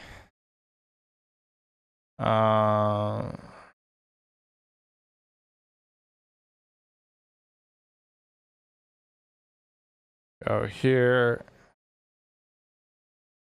Go here. I don't know why even he's doing that. So that would be a touch move violation because, okay, I'm touching that and I can't move it. So it doesn't mean you necessarily lose. Sometimes you just give your opponent extra time or something. But I am trying to follow that still, the touch move thing. Right, so if it's at least something I could legally move, then I would honor that.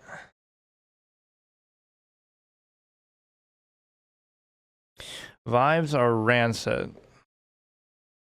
Let's just do this. I'm trying to rush it a little bit now because I'm getting annoyed, but go here, go here.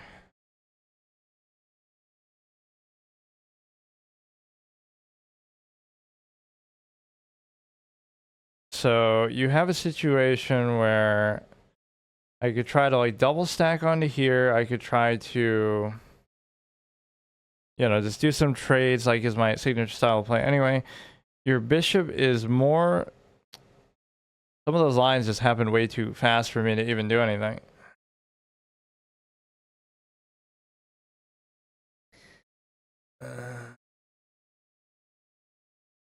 We would have a double attack on this pawn, which wouldn't even matter if that bishop wasn't there. But he also has the queen as a cover.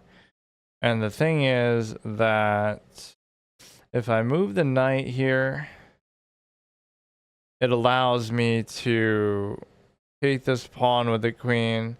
Or even if I don't, I can check and then take it. Or no, I can't take it. I'll just slowly sulk away from your check. Achoo. And then we're double attacking this. And go. Oh, see, I was gonna go there, but this touch move thing is gonna ruin me even against the shitty bot. Rotten move. Okay. We're double covering there. We have plenty of cover otherwise.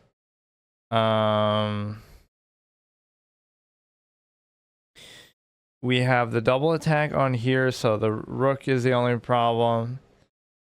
And we want to bring in a knight, but I don't know exactly how to do that. So a bit of an annoying position because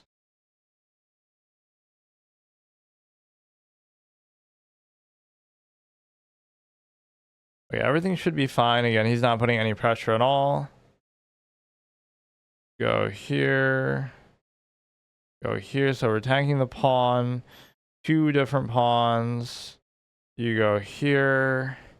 Oh yeah, and that can be such a beginner mistake as far as like you're just moving too fast or you're trying to be too cute in the opening and stuff like that, which you really don't need to do. You take here.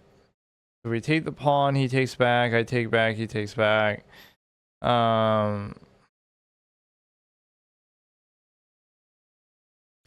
can take this one here. I'm not even reading his commentary this time necessarily because I just want to get it over with, but some of these lines might be different. Straight to the trash. That's actually a good line. You can take the pawn there, but you choose not to for some reason. And I'm almost going to bring my rook up like here. I'm getting kind of annoyed. Again, that first game doesn't count on account of the thing actually fucking up.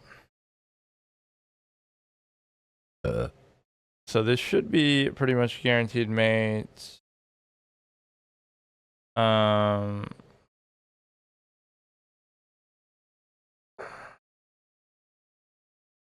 of annoying. Yeah, it'll be, oh, I should have took the pawn first.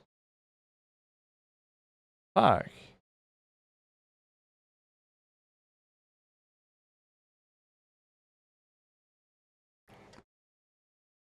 Or he's threatening the knight there, not even gonna take it.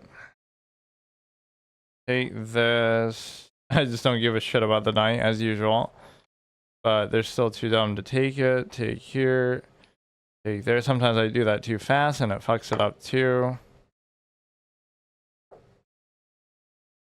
Right, you have to let it touch it for at least a second to register, which generally is pretty good about that. I'm not gonna blame it too much, although whatever.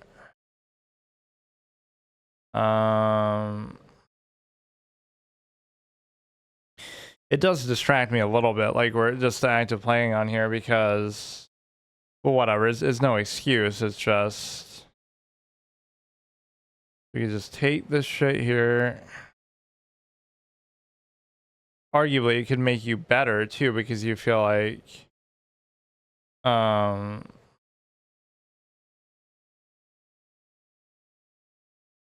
know, you might focus more, or it might create some other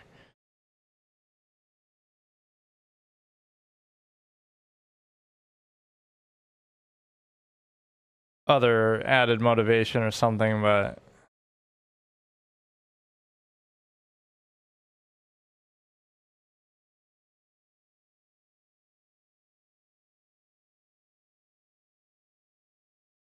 yeah, all right. Look, man. I gotta give it to you there. I gotta give it to you there, man. That's too bad. So, challenge failed already. That's fine. I mean, look, man. Alright. Whatever, we can just play random people online on here. I mean, I give up. I can't. You can just tell when you're like not interested in playing. Like again, that only happened too because the first game, it bugged out, which that one didn't count. But now I'm doing this one in such a rush that we just let him do that. So we lost to a 325 rated bot. Like it's okay, dude. That is unbelievable. Like I'm just kind of pissed the whole time because of that first game, I guess, or I don't know what it is. That is crazy. Yeah, we already failed the format, and whenever I do one of these formats, it just means that I wouldn't do it for a very long time. So like that challenge just isn't going to happen. So now I don't know what else I'm going to do on here. That's crazy.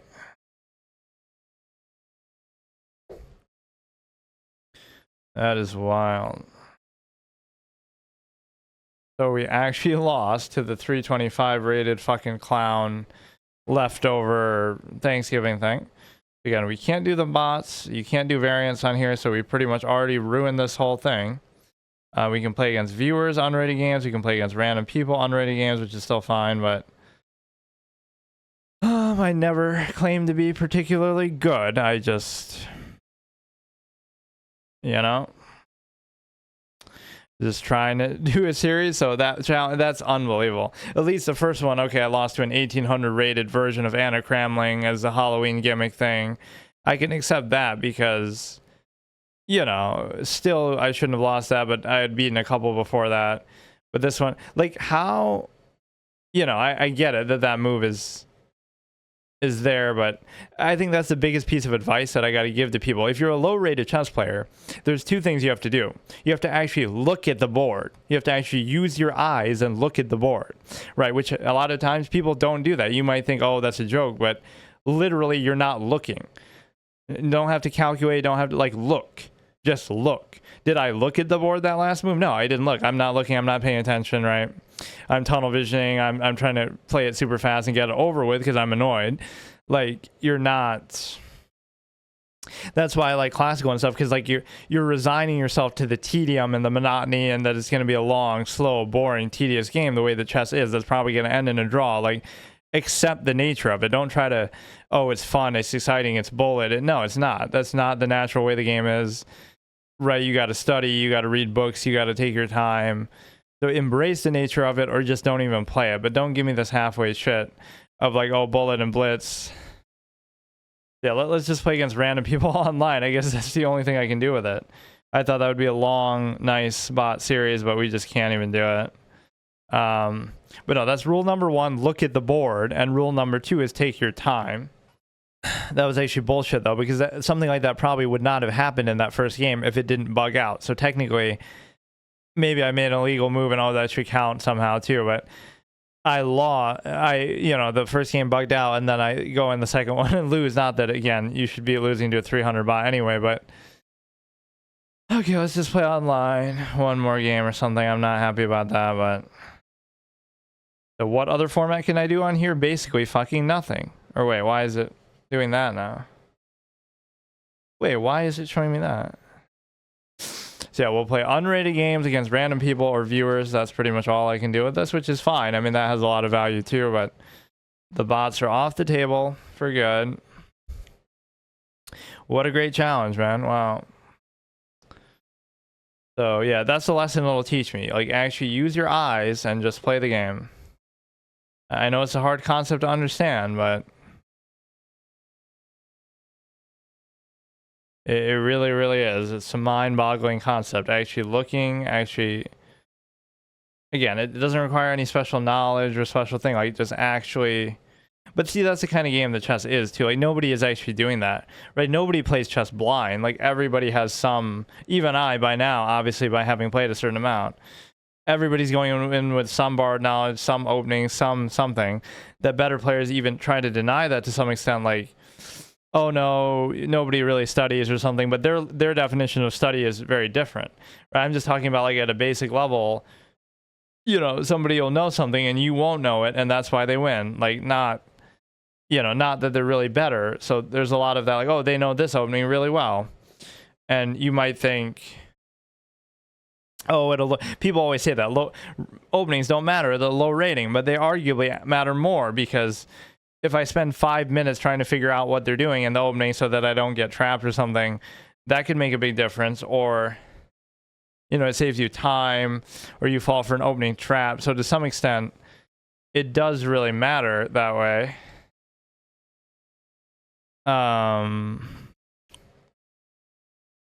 Yeah, let's just do this as a fun little thing, but I'm very, very unhappy with the way that went. And again, it just shows you you're not interested, right? Like, you're not enjoying it. You're not. It's some psychological thing that I have, because it's like you're trying to force yourself basically to play. Or, again, I was more so just tilted by the issue from the first game, but whatever. Again, it should maybe recover from those illegal moves a little better if you feel like you're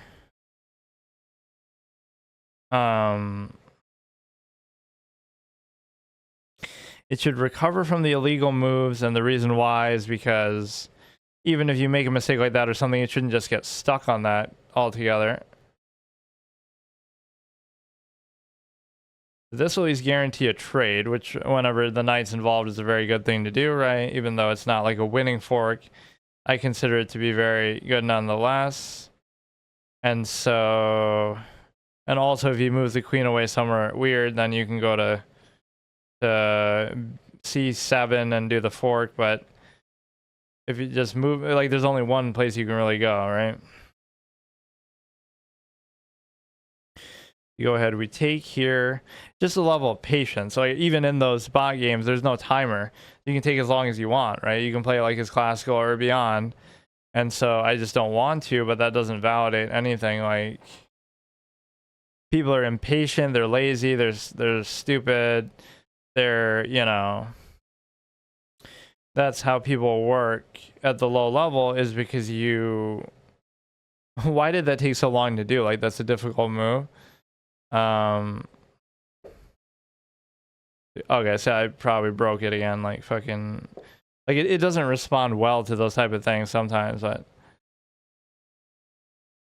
oh, I don't know why I even did that. Okay, again, ignore the fact that I'm bad. I'm just like trying to assess the board itself, which generally it's fine, but if you are playing faster formats, that's going to happen a lot too.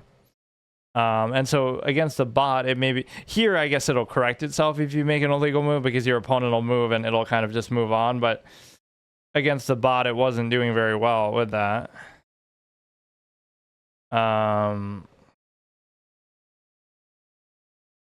Just go here. Not much going on with this position. If you move the knight, then you take the pawn.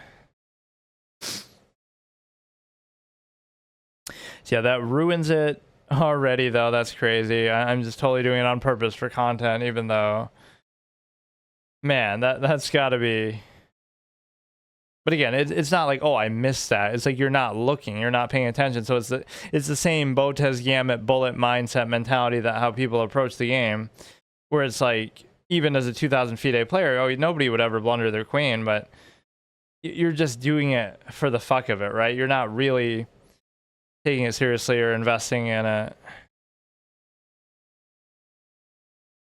So when you're doing it just for content or a gimmick, or in my case, I just do it for the sake of it. Like, it's either a filler kind of category, like, oh, I just don't know what else to do, so I'll do chess, right? You're not really putting any effort or any thought into what you're doing. You're just doing it for the sake of it, which is fine, but you know, you shouldn't do that. And again, that's what classical will teach you or let you do, is that it allows you to, you know, take it seriously. If you're going to do it, then take it seriously.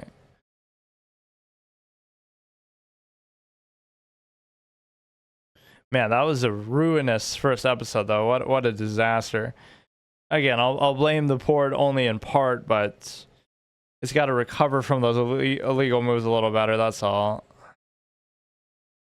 But no, it's certainly, I don't know, maybe it stresses me out a little doing it in that capacity, because it just feels like, you know, you're worrying about too many other different things, which again, the key lesson is just take your time then. But now this could be good, because you're setting up for almost a mate if he does castle already.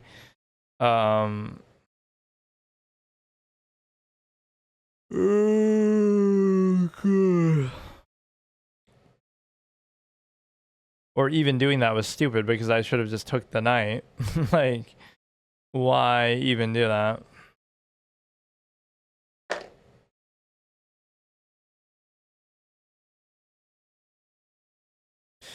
Okay, so you can just take there, everything's good.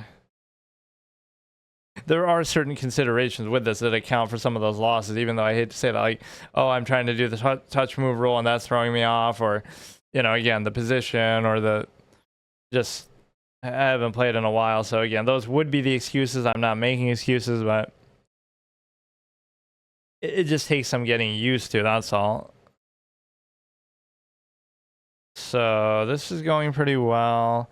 The only thing I want to do is try to think like what else can I do with it, because again, I can't, or how would I re-unlock my ability to do it, you know, do a thing where I try to rank up and I just can't do it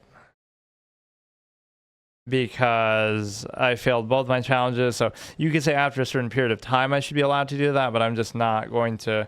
Or if I succeeded in the bot challenge, that could have been the way to do it. Like if I beat every single bot, which obviously I wouldn't have done anyway because there's, you know, grandmaster level bots and up and stuff. But in fact, even beyond grandmaster, like mittens or some, you know, ones that even grandmasters can't beat. So yeah, I'm just not even paying attention to what they're doing because I feel like it doesn't matter. Which, to be fair, it really kind of doesn't matter, but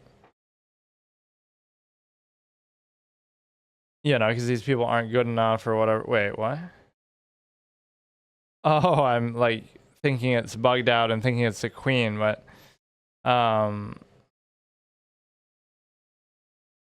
of cute. You get to pin it down there. But yeah, just practice that idea, like a 30-second rule in a classical game that take 30 seconds every move, just double check everything, or even, you know,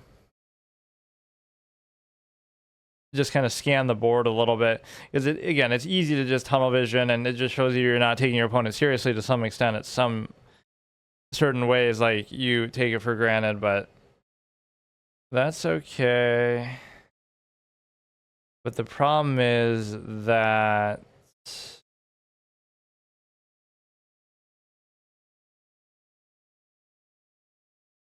I have enough cover on there, so I'm confused.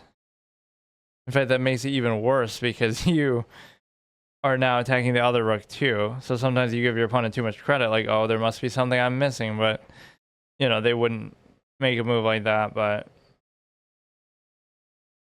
yeah, that arguably makes it a lot worse because now you're attacking the other one too. And now if the queen goes to the back rank, which smartly they don't do that, but then I could have done a double check thing too. So I'll go here, and then it just shows you I'm not used to doing this either. Like I'm dropping the pieces constantly and stuff, like you know, I'm not used to playing over the board, but okay, so this is a 900 rated player. They're pretty good, all things considered. Like, well, I'd rather do it on my own terms and then take with that, because you know, you were gonna get one anyway. So you take here, and then you can go like this. Now if you move that, I take the queen, and I have the light square bishop itself. They're at least a little bit slow, right? They're slower than me. But you think that would correspond with low ratings, but some of these people are super fast, even if they're not good. Now we can do this, and then you would have been better off just moving the bishop the last turn. But no, you can still just cover the queen with it and then just do the trade.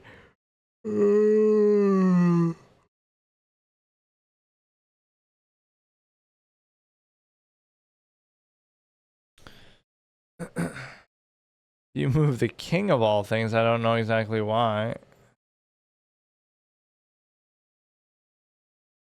Yeah, that is one big mistake. Again, people moving too fast or not really paying attention, not checking the board, or again, worrying about either faster formats or the simple fact that you I have a bad habit of just giving sort of spam checks at some point where like they don't even do anything, but you're just looking for like an easy out in a way. That I've gotten back ranked a couple times here today, actually, because I created some weird position with the king. Right, that we have the two pawns and we're kind of at the end.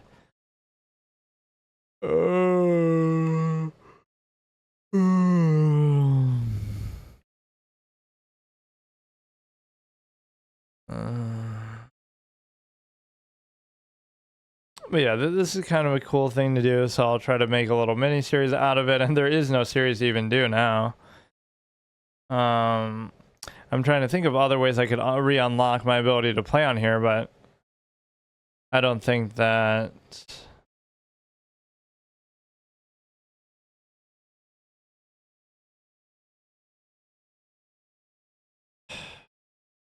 I don't think that it should really matter too much because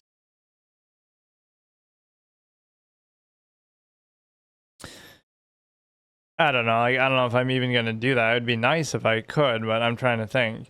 I was even saying, wait, what? I was even saying something as far as like I have to get to 2,000 feet or something before I, before I'm allowed to do that. But yeah, we could just kind of do this again. The bots are off the table. There's nothing else you can really do on here. Maybe they should have other modes. You can do tournaments, or you can do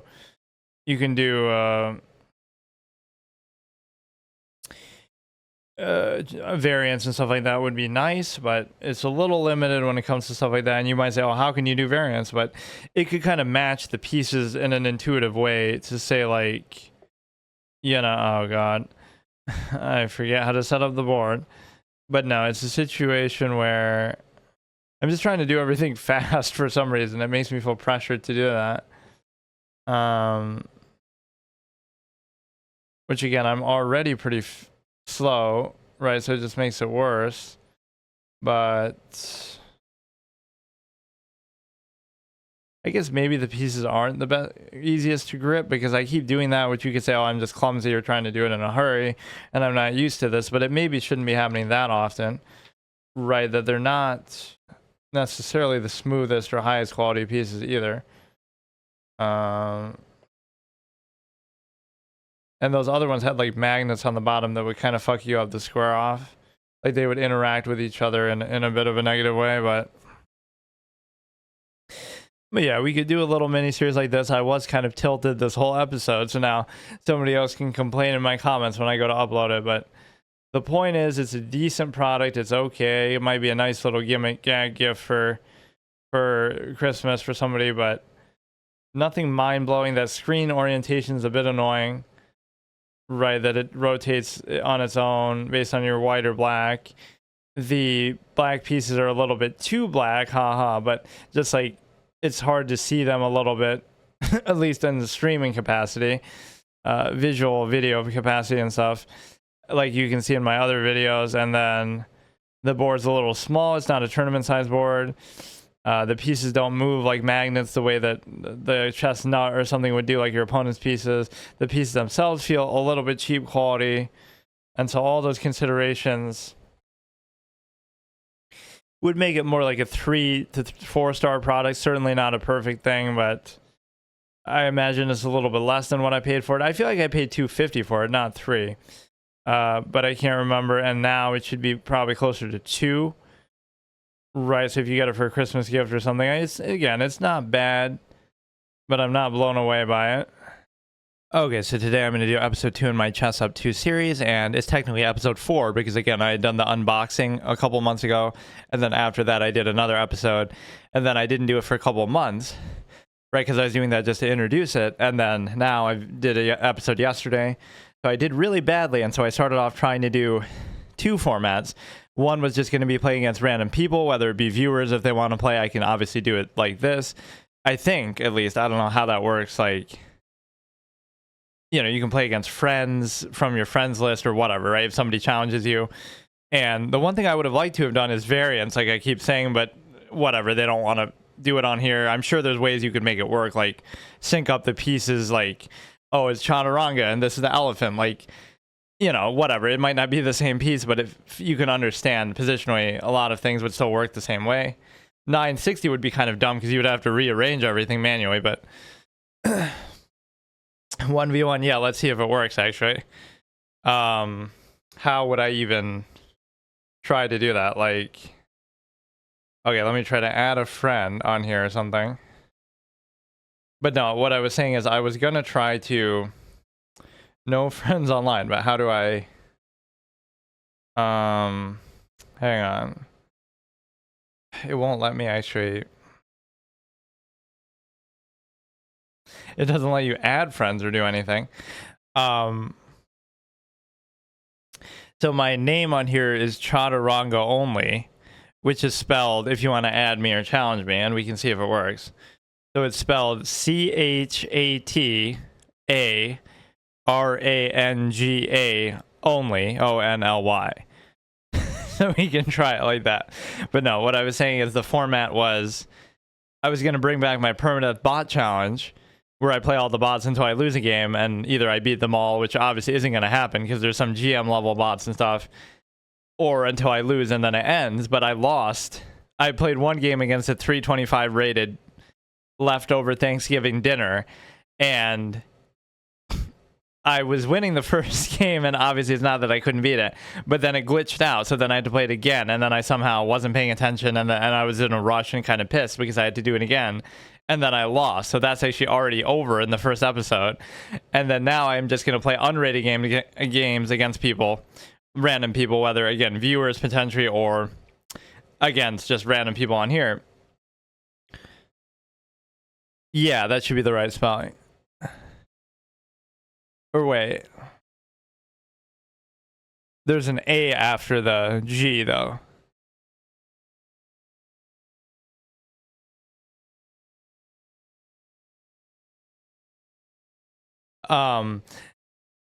Like, because I can't play rating games because I previously failed my challenge on here, so I'm not going to do that.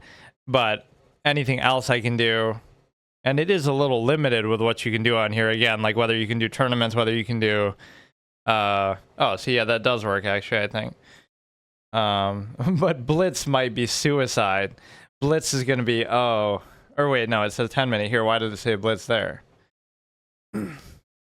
Yeah, any faster format on here would be cancer, because it's hard enough just to do it, period, to have to move the piece and all that, but then you have to move your opponent's piece too. So like, it does let you play bullet, but I mean, I can't imagine.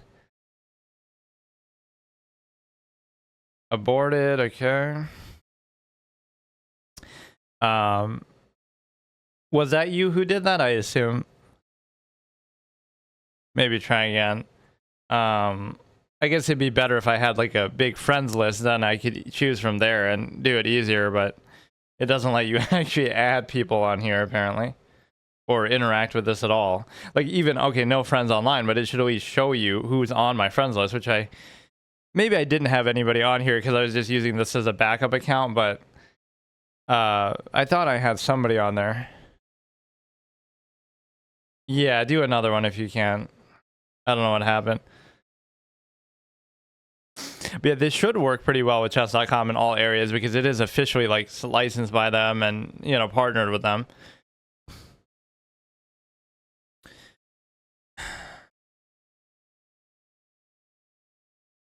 Some of my pieces are a little dirty. Like, what is all this spots and shit on there? All this has done is, that's so weird. Yeah, all this has been is it sat in the box the whole time. Right, I used it like literally 1 or 2 times. I've got like some black mold or some shit on some of the pieces. I don't know what this is. Yeah, or like it's not going to let you analyze games on here or do anything really too advanced. Like, it's just going to be very, very basic.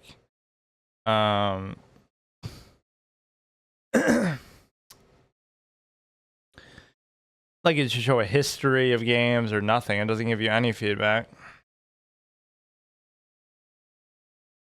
But something did happen. Like, I did get a pop-up the first time. It just aborted for some reason. And it's not like, oh, you have to play against somebody else who's using the ChessUp. No, it should just work. Oh, you can do it? Let me see if there's some way I can do a custom type thing. I swear it just happened though, where somebody did just challenge me.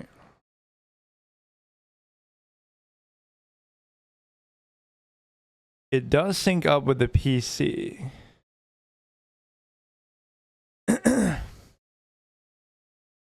What's your username on here? It was you, okay.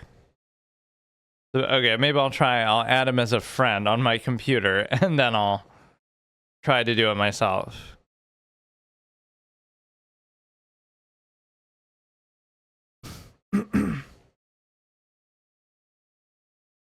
Or I could maybe do it on my phone. Hang on.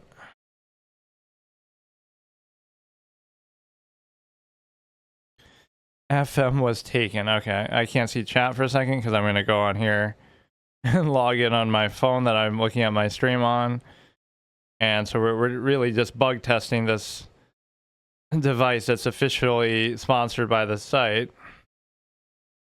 Right, that it shouldn't be any difficulty with stuff like this.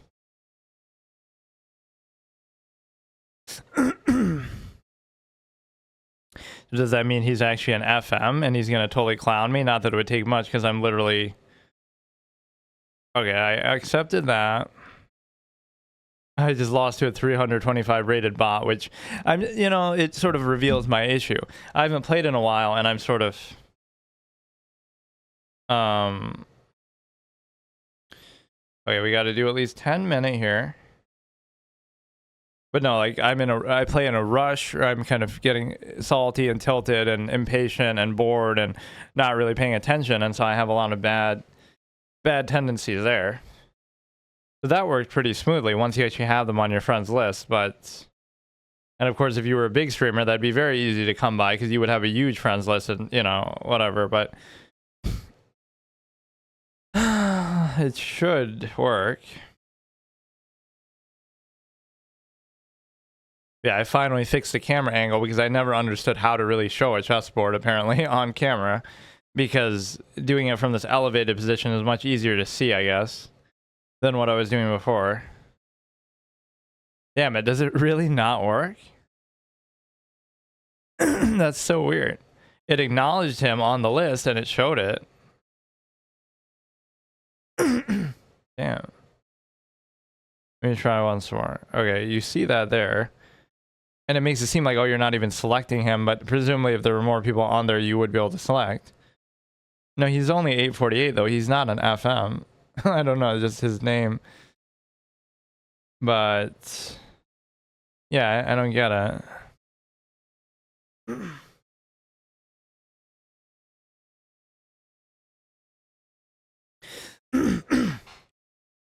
I got to give this a negative review now online, like, oh, I paid $250 for this or something, and the pieces are too black to see on stream, because that's the issue I was having in my previous videos. Like, the pieces are so black and it's such a blur that you can't even see them clearly on camera. And then, oh, it also doesn't work with friends list or any of the, like, I'm gonna make a list of complaints about it as it's your nick. Are you getting a challenge or no?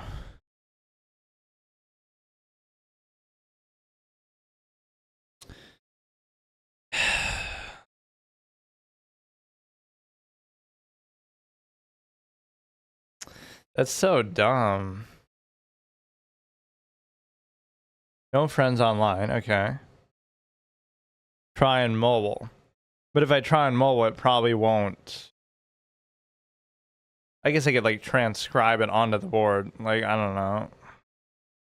Yeah, it'd be interesting if I have an ongoing game, if it'll sync it up, which it should also do that. Alright, so I can't see chat for a second yet again. As if it should be such an issue, though. But it's saying he's offline now anyway.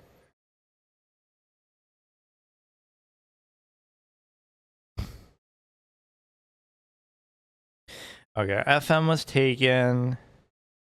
Joined in 2020. And...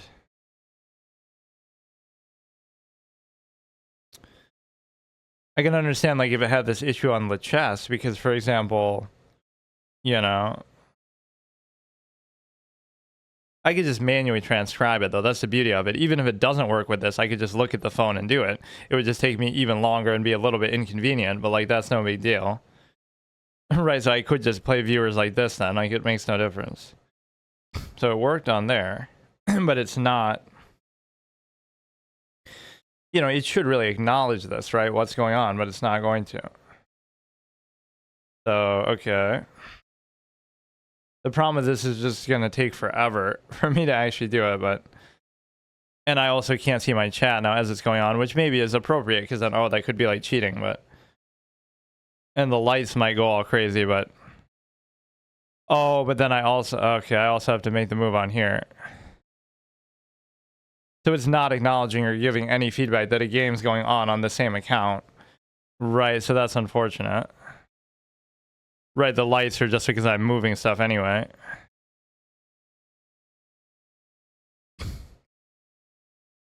Which is going to be a bit confusing now because the lights are going to be going crazy, but...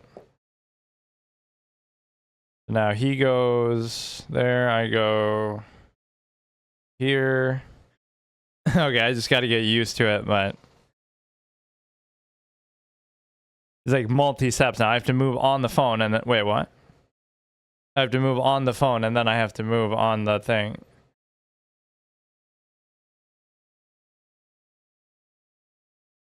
Those lights are going to be nuts. Yeah, I'm just manually transcribing. It might even make more sense to just turn it off when you're doing that. Right, we could play and then I could just turn it off and just use it like a normal board. And again, I can't necessarily see the chat, so... Okay. So I go here with the pawn.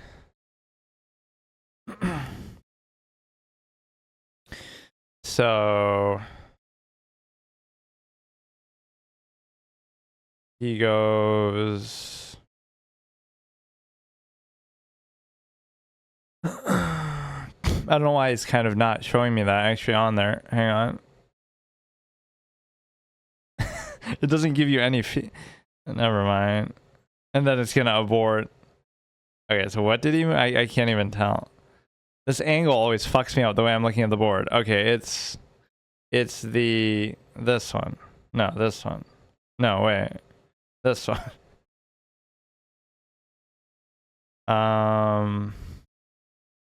My orientation is all messed up because I'm not used to looking at the board this way. So you go here.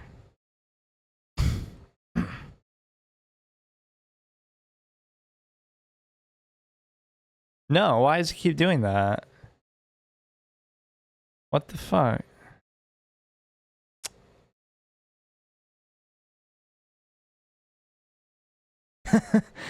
Wait, why is it showing 1828 now? When it was supposed to be 828? I don't know what's going on. It doesn't even have anything to do with the board now. It's just aborting on its own, maybe because I'm taking too long.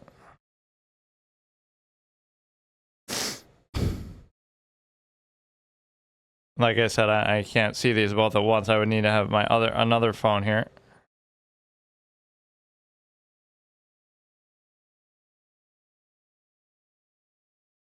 Let me try it once more. But no, this would be almost more suited to classical games or something where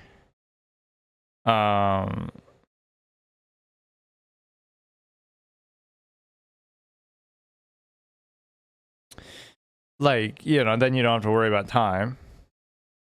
Like, let me try to move the super fast at the beginning on here, and then I'll transcribe it later.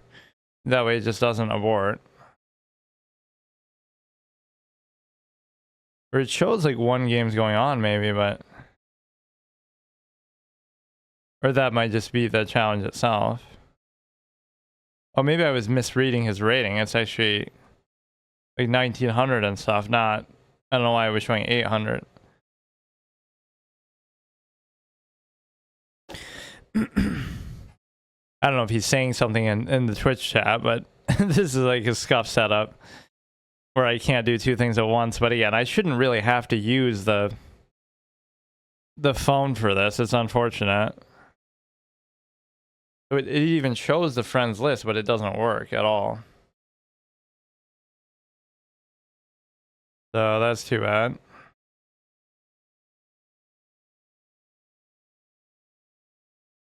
All right, let's play somebody random online.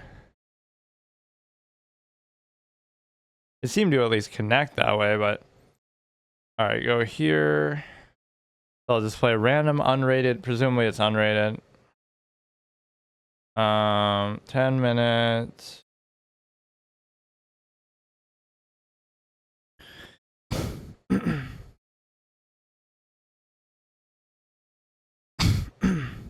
Yeah, let's try to actually win because I played pretty badly yesterday.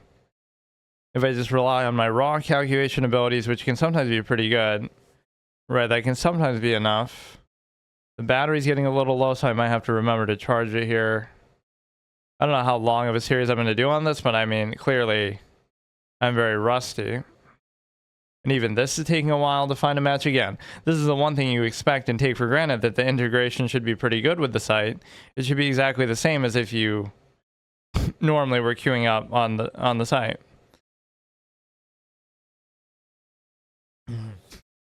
Right, it would never take this long, or maybe because it's unrated, that could actually be why, but...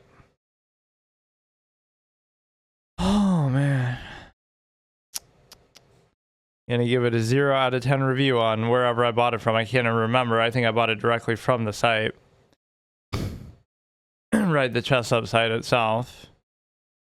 We should calculate how much money Lori Greiner made from this based on her deal on Shark Tank, right, from my purchase. Or like how much has she made overall, like... Apparently the app had a very small number of downloads, which would make you think that it's not that popular. Like, because everybody who has it, unless nobody's actually setting it up with the app, but you kind of have to the first time. So it's kind of like, I think it's just totally bricked. It's not working for anything. But no, it's a situation where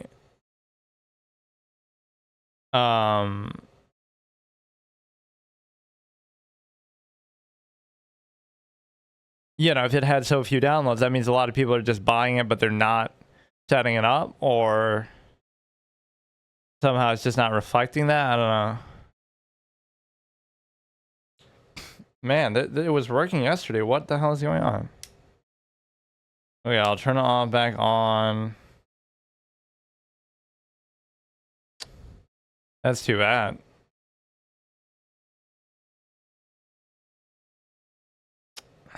Come on, like all I want to do is just play random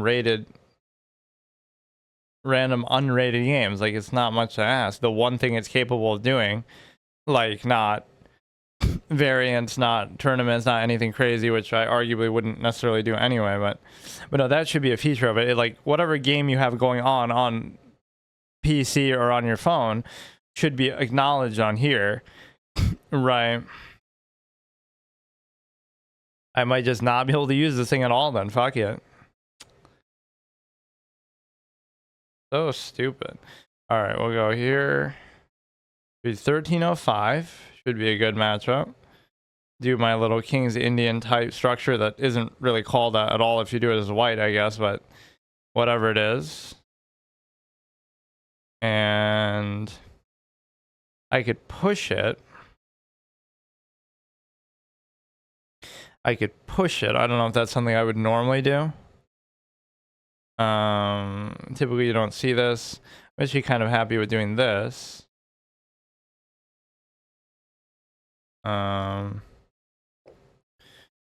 Okay.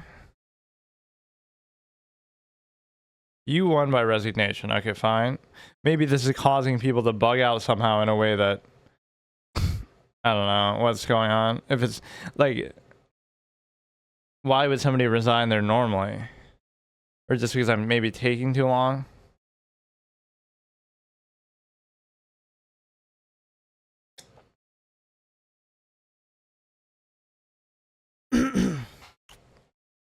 And again, it's not like these wins do anything for me, because again, I'm not gaining ratings, so it doesn't matter. Like, I'm just doing it for the experience. But so he's white, so then it's gonna cause my board to flip, or the screen to flip, right? So now the orientation of it isn't gonna be the best. Yeah, this shouldn't be too bad if it just actually functions, which is maybe a lot to ask, but you know, you have a device that does one thing and one thing only, which is to play chess, and it can't even do that right. You go here. So it doesn't really matter, but I could do like the knight covers knight, which I don't want to even do. And so if he takes that, I'm pretty happy with it, because I don't like the knight anyway. Just a bad, objectively suboptimal piece. And then I guess I'll go here, although... And yeah, like, what are people doing in that case? He must be pre-moving.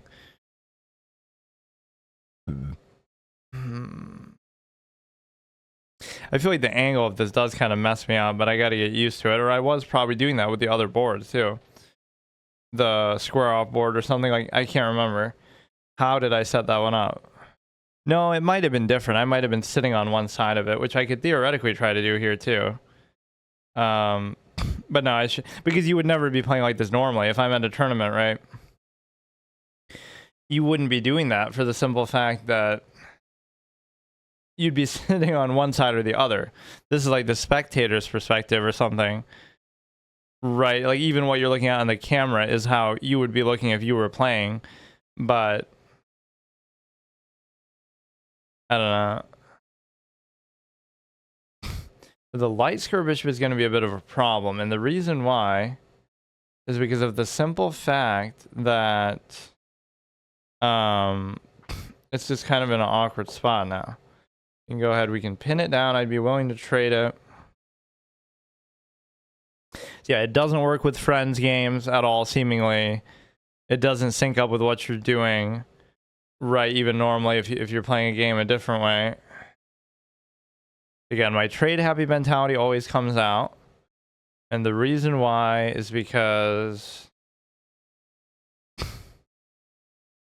Again, he can't move the knight, so all I have to do is attack the knight with something else, which I don't know what that's going to be.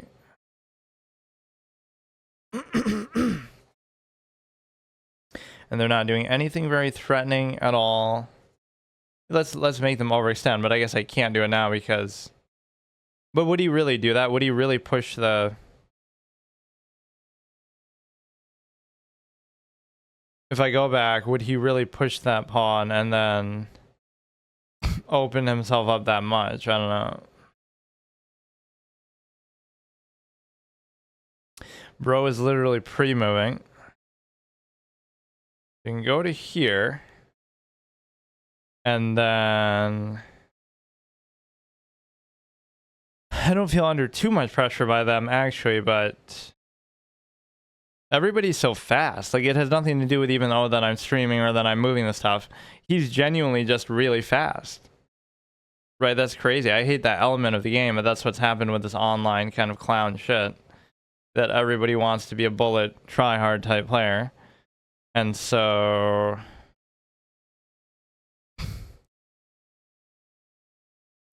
The thing is that you can move it back, no problem. And then I'm going to have to bring one of my rooks in, which is not going to be that easy to do. It's always awkward when the pawns are like this. You'd have to like move it here and then go up and then this. Like, but no, I should have the another phone ready then. I'll need another phone to queue up and then I'll just transcribe it onto the board if somebody wants to do that. Like, I'm not used to what you have to do to get this to work. So... I don't know what I'm even trying to do here. He takes, I take... Basically trying to open up the rook, right? He hasn't developed all the way fully, so... His other knight and rook are still sitting there. You go here, and then I take... No, wait. Does that count as a touch move rule? If I touch their piece, would that be implied that, like, oh, I'm actually not even sure how that works. It would be implied that, like, you know, he would... It would be implied that, oh, I was planning to move that pawn to take that because I touched his piece. Like, I am trying to follow the touch move rule. So technically, even though I didn't touch my piece, I would have touched their piece because...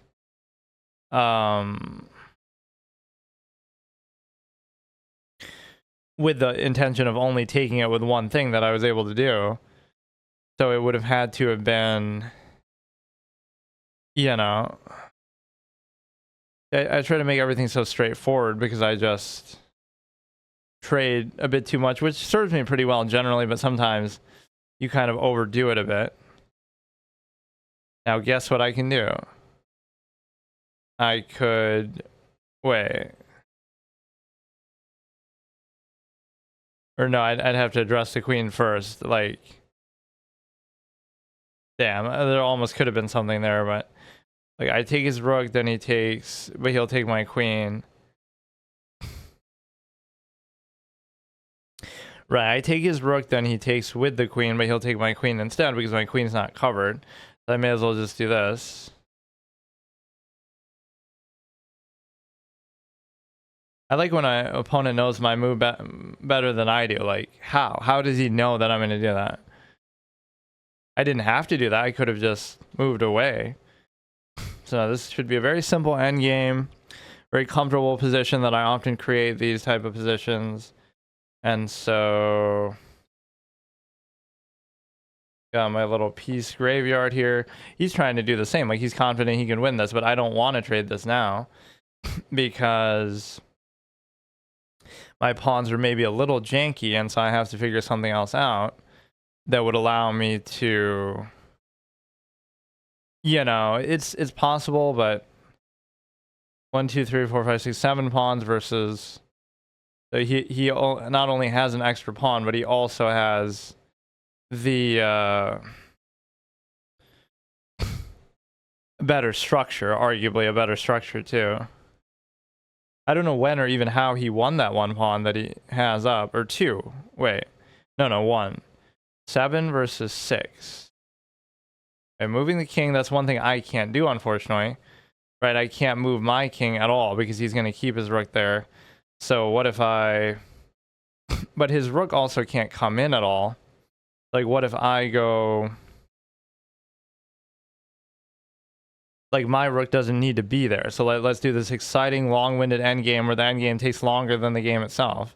And it very likely could be a draw, which it probably would have been anyway, but he might have had some endgame confidence with respect to, you know, if he's going to try to offer that trade, then it's a situation where, oh, you know what I should have been doing this whole time? I should have been going this way because I can attack then his pawn on b2 or whatever. I'm not bothered by these pawn moves, but I should do this. Now, he could try to come in and attack. There's really only 1 pawn he can reliably attack. At least my rook is somehow more active here than his. But whether it's actually good activity or not, I don't know. In fact, that move makes no sense because now I can't do anything. I should have gone 1 space like back from that.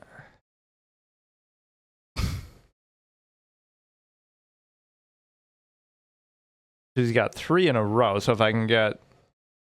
let me go here. And I can still cover that if he somehow attacks it, the b7. But see, these are the moments that I hate. Like, this is just kind of boring, but these positions happen a lot. We go here now. So there should be a time coming where he's not going to be able to cover it. One of these. Right, like it seems impossible that he'd be able to cover all of them all the time. So for example, we'll go back here. Now, if he moves it, I can double take. So that could break the game open. If he doesn't move it, I can take. If he does move it, I can take and then take back. Like, mathematically, this should be an impossible moment for him to deal with.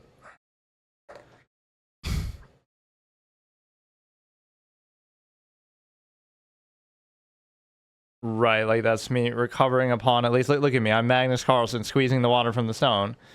So what is he going to do now? He's playing too defensively for the fact that he was even up the pawn. Not that it makes that big of a difference, but now I should almost go back a little bit, or I should bring the king out because that's what I was waiting on before, that he was not letting me do that. And oh shit, okay, just don't even pay attention and let him take that. Amazing gameplay. Just great. So, you know, something good happens. Oh, nice game. Something good happens and then you stop paying. Like, why do I even bother fucking doing this, man? Like, it's so stupid. I don't want to resign, but I mean,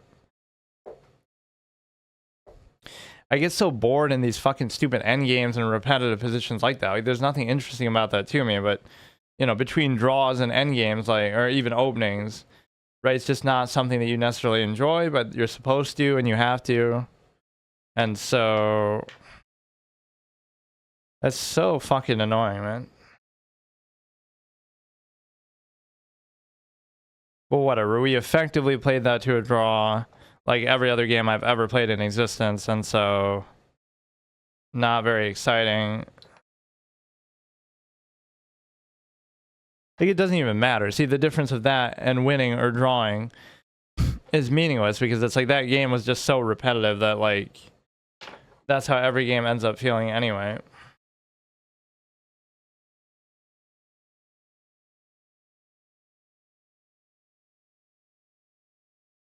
Yeah, let me do another one.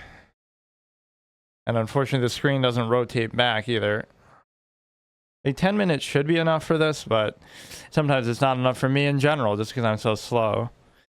Which has nothing to do with this, but... Okay, I get to be white, which is at least easier for the visual feedback here. Like, what is it that's happening in these games that I'm messing up so badly? I don't get it. Like, sure, I haven't played in a while, and I might be out of rhythm to whatever extent I even have any rhythm, but it's just kind of dumb.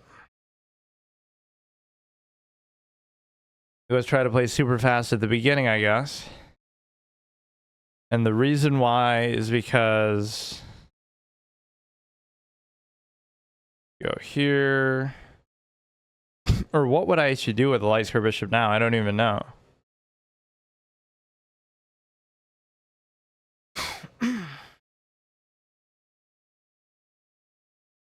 I sometimes feel too compelled to always just take everything, which could be a common beginner's mistake. Like, just trade everything anytime you get the opportunity to do it.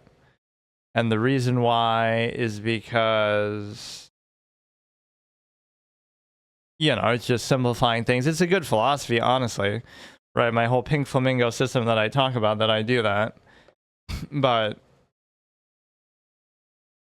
Right, this is a weird-ass pawn structure that he's doing. Definitely not theory or optimal. In fact, you've already given me the opportunity for an octopus knight, kind of, I guess, because... Okay, I can put it here, and that's cute. Because you get to... You know, your pawns are already not ready to deal with that.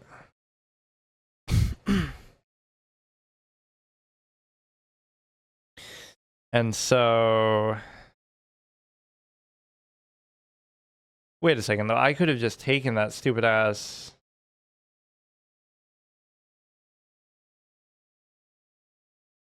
I could have taken that stupid ass bishop. I don't know for how long it's been like that. I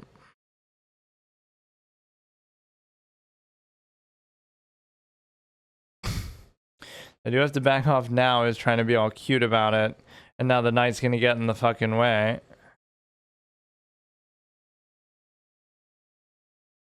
Or you know what?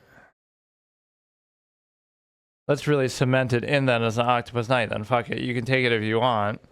And that isn't all. See, I make these weird moves that I don't have to make. Well, let's see if he notices the fact that we have... Okay. I definitely could have done that the turn before. But again, there's that one rule that I follow. I'm doing a blind playthrough of chess, by which I mean that I don't look at the board. That's why it's a blind playthrough.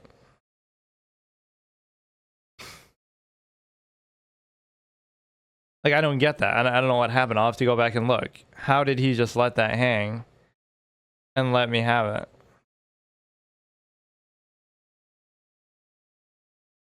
Now, this is okay. We'll bring the queen up, which maybe you shouldn't even do because it's at least a very different, unusual position. But that's kind of the problem in chess sometimes, is that, oh, it'll be an interesting position, but it's like, you know... Yeah, I can't. There's something visually. I can't. Yeah, forget it. I gotta rotate it. Because even if I'm looking at it, you won't be able to see the screen, maybe. But I hate to make an excuse like that, but I literally cannot play like this. Not that I'm not garbage anyway, but if I rotate it the other way, then regardless whether I'm black or white, it'll be a case where, yeah, it's impossible.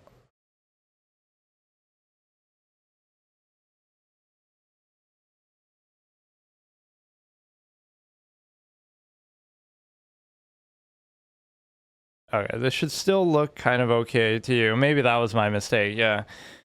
because you're not really used to looking at it like that anyway. Or again, I wouldn't mind the screen being on the other side, but it doesn't matter. I mean, there's not much to see on the screen. You can still kind of see it, I feel like.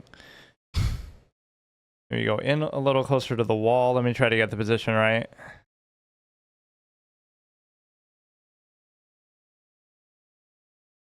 That should be fine, right? Or now there's more empty space on the table because this is kind of thinner in this way. Now this will make all the difference. Suddenly I'll be playing much better, but you know, it's just stupid. This thing has actually triggered me both days, yesterday and today, that I've used it now. Like, there's just something about it that pisses me off to have to worry about all this, but it doesn't mean it's bad. It's just like, it takes some getting used to, which I'm already rusty and shitty as it is. Okay. So, again, even if I'm black, that's okay because whatever, this perspective is still better. Because this is normally how you'd be looking at it, whether it be online. So from your perspective, it might not be the best, but that's kind of okay, right? I feel like, I don't know, I'm trying to think how tournaments show it or how you normally would, yeah, you would normally be watching it like that because you're not looking at it from one player's perspective, you're looking at it from in between. Right, so it's like you see me sitting here playing on one side, you see my opponent sitting on the other side, and so you're watching from in the middle. And I could flip off my opponent. I can emote in real life now. Give him the peace sign, give him the finger. I can do a virtual handshake.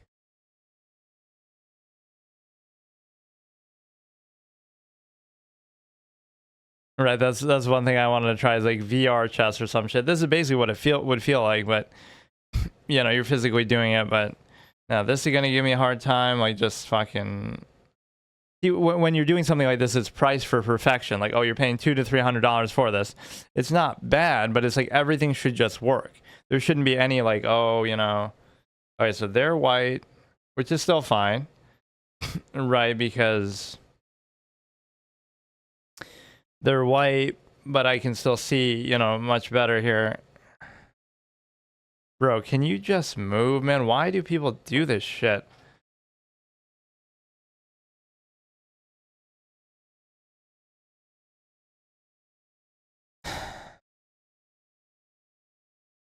Wait, normally that doesn't happen. He was like in the abort territory, but his time actually went down, which normally it doesn't. Right, it'll normally give them that grace window at the beginning of like 30 seconds to make their first move, which people would use in chess 960 to try to do the opening theory for that. Right, that whatever, the first 10 minutes they spend trying to calculate that opening starting position, which I can't blame you for doing that, but it shows you even that hypothesis is wrong. Like, oh, there's no opening theory in 960. Also, grandmasters will sit there for a super long time trying to figure out and trying to remember things that they have looked at for certain positions or certain trends, right? For if you get this sort of position, not the exact position, but you know, you get something like this, you react a certain way. And so, you know, it's like when metagaming, min-maxing can make anything boring, even like real life, if you do everything super efficiently, right? But that's not necessarily the fault of the game. Right, the fact that you can do that, you can take it seriously, you could do that with anything, but I don't know where, oh, it must be coming from my glove, some of this shit. Like, there's some of this debris and dirt and stuff. But no, the temptation is either to move too fast or I don't know. I could pin that thing down, but as usual, I can't attack into it. Again, it's kind of overrated, or no, I mean, I can't even do it now, but yeah, let's see how much of a difference this makes in my performance. I didn't play too bad in the game before that, but then I just suddenly blunder a piece because I'm visually impaired somehow when I'm doing this. The light square bishop can go here. And the reason why is because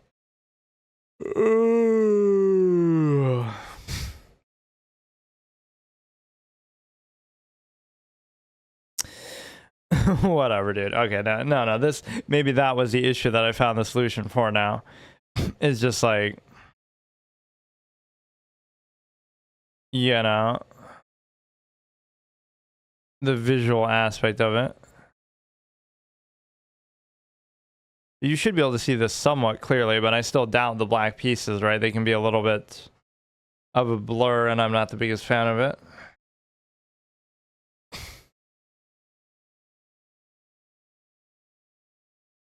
He's got the double diagonal, doesn't really bother me too much. And so now my only plan of attack that I typically ever do is I just raise this pawn here on the F file, right? And the reason why, so the trick here is just don't take. Because if you don't take, he can take and then I can just take back. But if you take, then he can come in with the queen and then bring the knight, and then you can be kind of stuck. I don't have to worry about that. I can just do this, but I can't.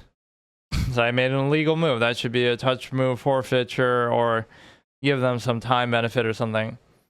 So if I go here,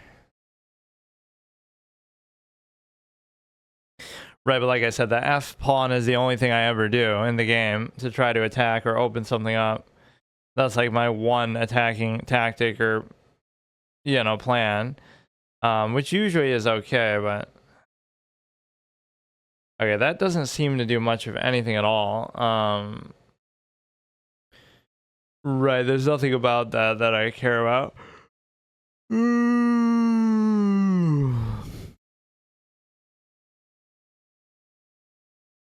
Right, I don't see anything that really opens up from that. Maybe I'm missing something. But, you know, you can't bring the queen in because now the king's there. And so you bring the knight in though still. And you ignore my pawn here. So you have like a royal fork and all this craziness incoming. So all I would have to do is cover that square of the particular...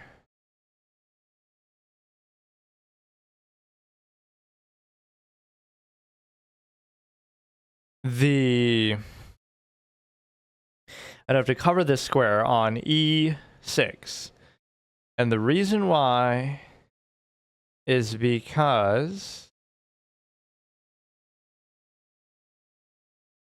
I don't know.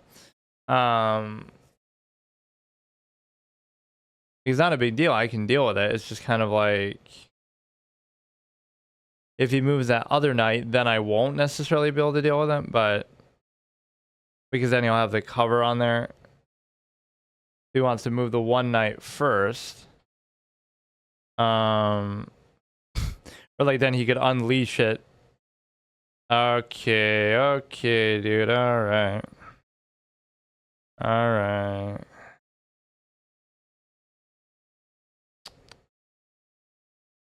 Oh my god.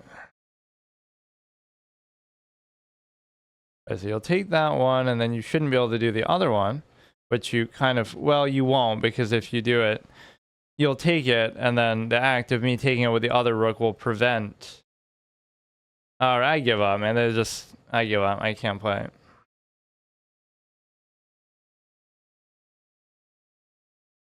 it.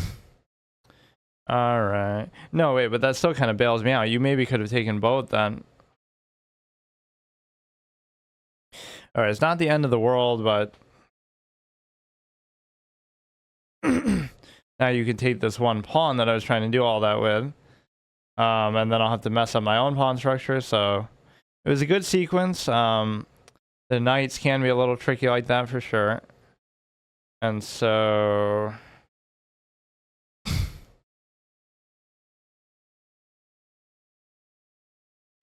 You're trying to threaten the trade,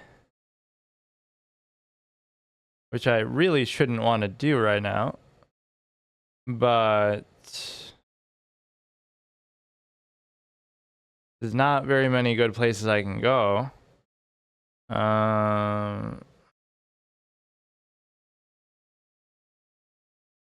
Because then this one pawn is in question too.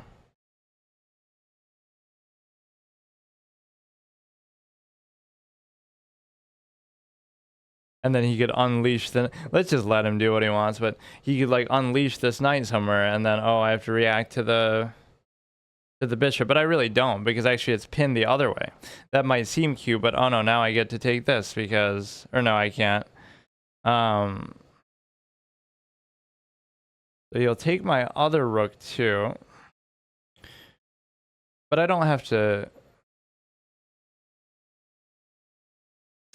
I don't know.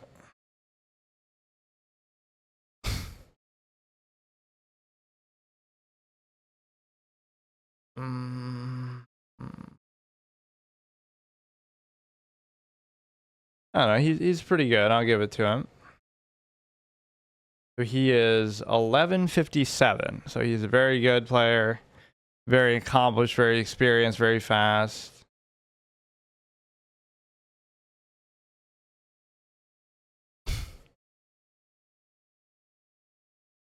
Gee, I wonder if I should take the rook. Like, what is taking him so long now? I'm just getting like fucking tilted, whether it's because of chance or whether it's because of this thing. I don't know, but... Bro, what is he doing? So he took both my rooks with the stupid ass knights. Again, this is why I tried to trade for the knights early. You just get rid of them, whether... Simplify everything, just try to trade in general. So he's not going to be up in terms of the number of pieces, just in terms of the material value, which I could maybe make up for somehow, but I'll do it with that, I guess. He can mess with the pawn here all he wants. Nothing I can do about it. And I'll even do this. And so now my king is pretty open, but it really doesn't matter because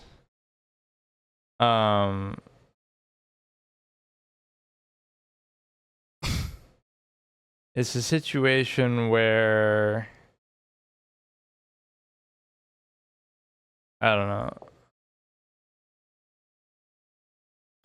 Again, I still have some decent attacking opportunities. Again, it comes down to how well he's going to use the rook. But now, can I do like some sort of fork? Because, oh no, he's doing that. Right, I could like fork them, but I can't do it because of the simple fact that you... Now I could do a cheeky thing like, oh, I'll move the knight somewhere, and then the act of doing that will... but he's too good, man. He's literally the best player in the history of the game. So if he takes the bishop, it's fine. I don't know what he can do with the queen. But the thing is that it's not even about the bishop. It's like, oh, if I can clear this path, I'm threatening mate, right, with the bishop and the queen. So that's the bigger thing. Right, so this is a very difficult spot for him to be in. He can't cover that again. Right, so he has to let the bishop go, and I'm threatening mate, and I have that knight coming in soon to potentially do it, you know, threaten it even more. Which might not be that big of a deal if he can just survive it, but...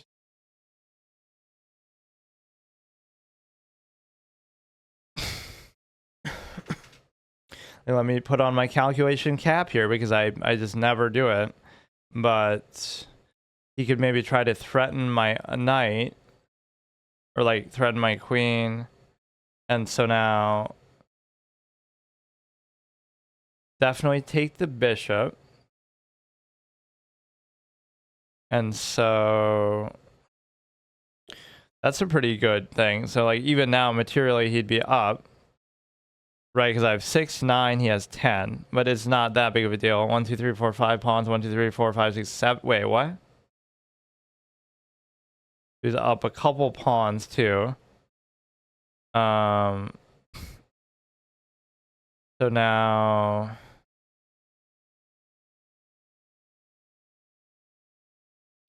have to be very sharp here. You could probably convert this into a draw, but that would be very doable, but it's not super clear how to do it. And so I don't know. Like, I don't have a plan here. I don't have a real idea of what to do. Just have to keep putting more pressure, and using the knight to do it might not be such a bad idea. But pull this guy back. Like, let's try to play really disciplined now, but I'm down to 2 minutes, so I mean it's tough, man. It's a tough spot to be in. I don't have to still trade the queen, right? I really don't. Right, both of these are still covered. He can't really do anything.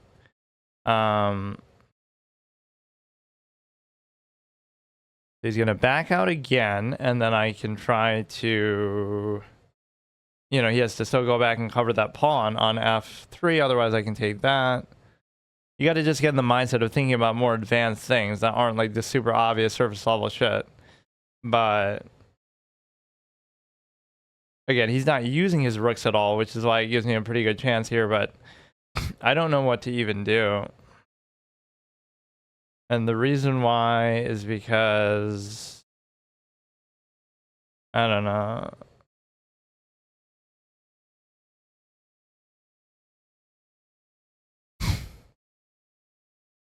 Look how hard he's thinking. Look how hard he's calculating. Like, I don't know what to do either, but you go here and then,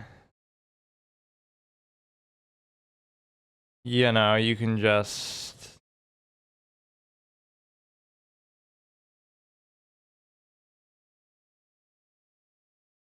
I can move my knight like to f5, but then what does it really do from there?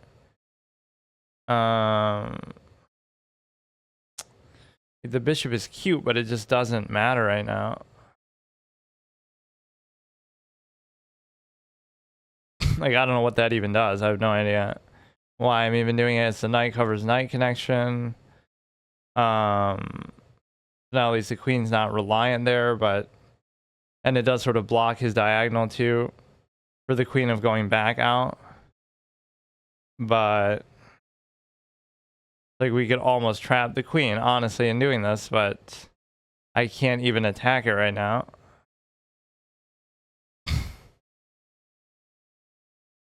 Look how hard fought this is. Like, these people are fucking nuts, man. There could be something with that. If I could cover the bishop. I don't know how to do it, though.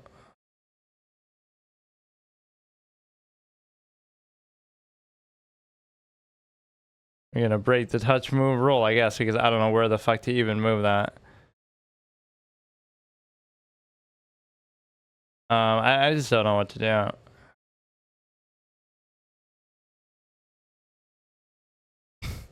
I could do the check here just for the fuck of it. But no, I'll try to follow that better in the future, but I just can't do it. You move it here, so is there something I can do or not? Like, I can do this even, you can't take. You go back. I'm gonna run out of time here.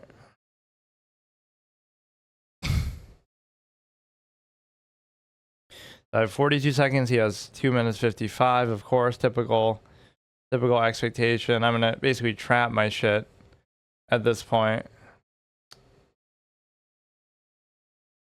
Right, because now the king's not there, so the knight gets itself trapped. And so I don't know, I could sit here for an hour and I'm not gonna be able to figure out what to do with it, man.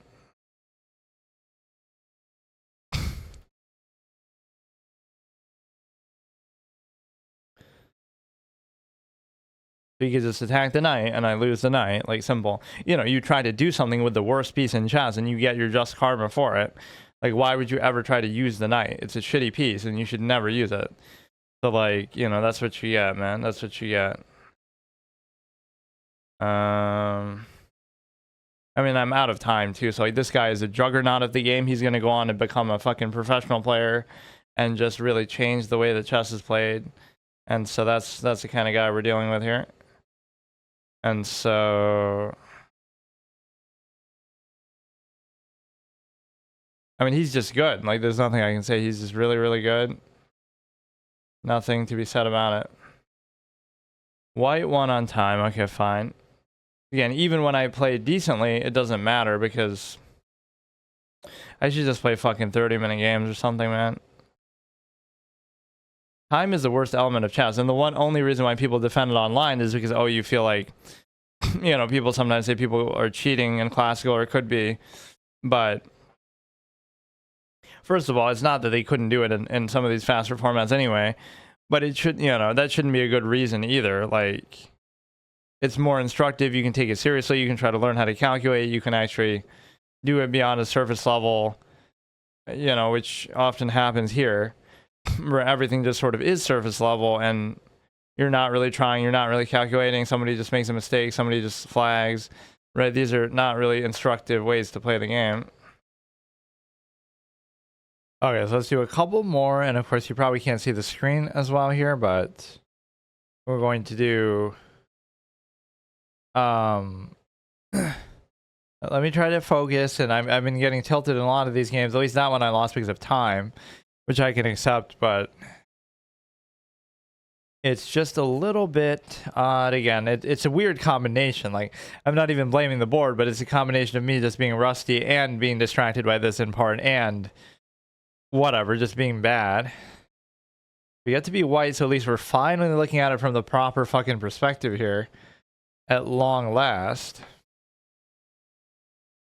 So again, the visual feedback of this should finally reach its fruition of either being helpful or at least adequate and not like a disadvantage or something that actually pisses me off.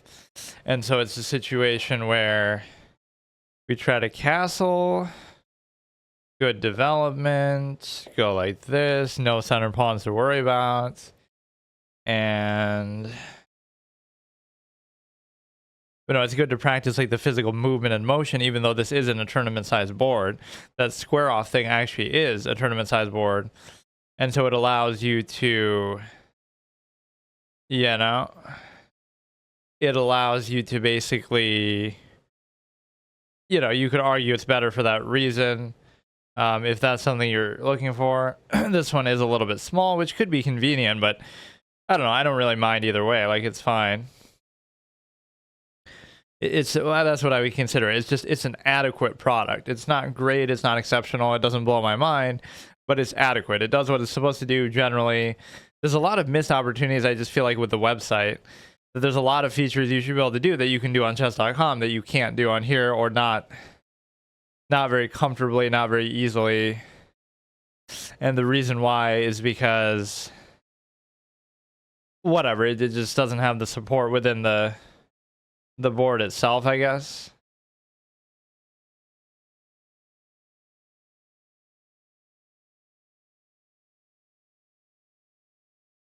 So you could put the bishop there and try to double attack that thing, the knight on f3, but the problem is that, I don't know, he's not even doing it, but just it would have taken a move, or I don't know how he's gonna get out of there.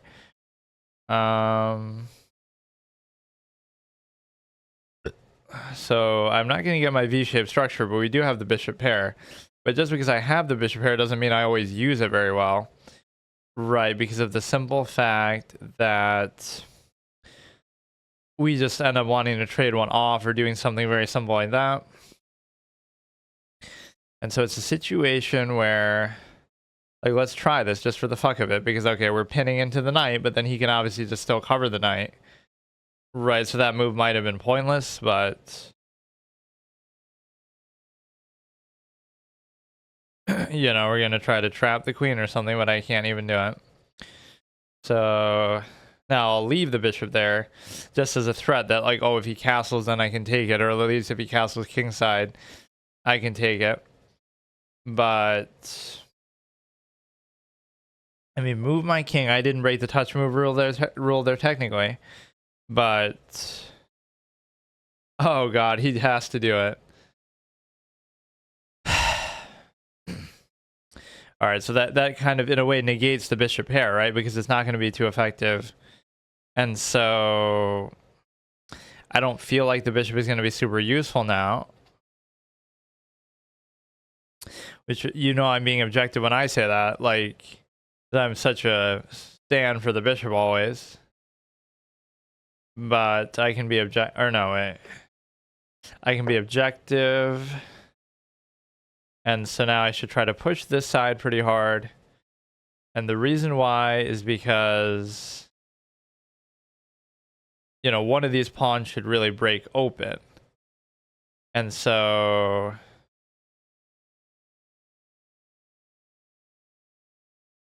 time-wise, I'm doing okay. Positionally is not bad. He is 1042. Which again, I was like around 13 to 14, which I'd say I probably still am at my best, but I'm often not at my best is the problem. So this is kind of cute because you get to cover it with the queen. And so we're also pushing this towards the queen side, go to attack. You always got to think of moving the pawns as the form of attacking, right? Using the pieces isn't enough. You always have to use the pawns to break through something. And so I don't know. Or like even this knight move here would have been cute, and I can still do it. I can still do it because it's a situation where I'm getting basically a fork on the knight on the queen and the bishop. So I'm guaranteed to get one of them. And so you go here. You go here. This is my kind of game, at least. So, like, everything feels kind of under control, comfortable. Go like this, attack. We're pushing towards the king. And here's where it gets always a little bit tricky because it's not so straightforward to... Okay, so even that seems cute, but he's not doing much of a credible threat because everything is pretty much fine. I do need, like, a rook or something here. And the reason why is because that does need a cover going towards the queen side. You come back into here. That's a very good move, actually. Punishing me for taking so long to do what I was trying to do there. I would need almost another cover now, which isn't really happening. I could... For some reason, I like this move, like we're sort of targeting there. And I can reinforce it even with the F-pawn. My king doesn't feel in too much danger here at all. I'm trying to take this one really seriously, but I can't really even take credit because...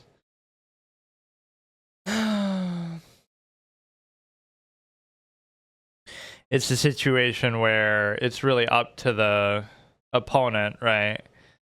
So... I don't necessarily want to do that, but I mean, I'm just too trade happy. Like, that's the one thing you have to be a little more critically capable of considering is like, yes, you can still trade, but you got to do it with a little more intelligence because that's kind of cute because now you're double attacking this, but I honestly don't even really care, but it's just like, you know.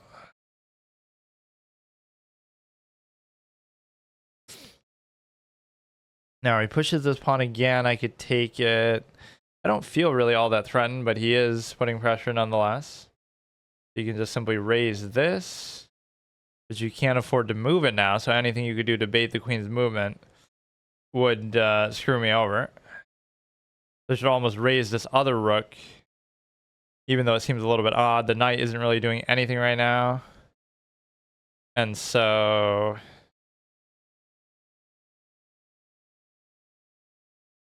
we can just... He's going to try to attack the queen here, but it's not going to solve his problem because, again, that rook is still there. And so it's a situation where... I don't know.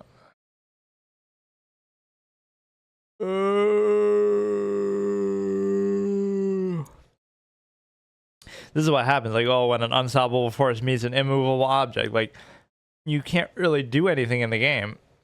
That's just how chess works. You can't do anything. It's just very repetitive.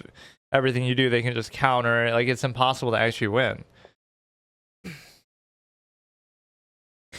Now, he can try to bring that down, but I don't really see the exact way that that's going to be useful.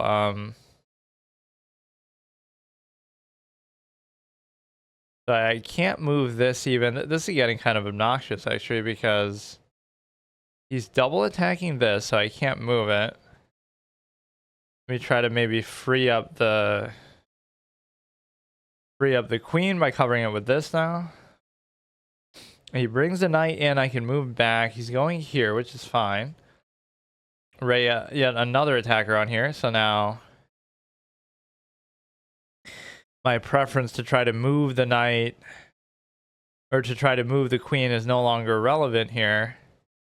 Like a double stack on there.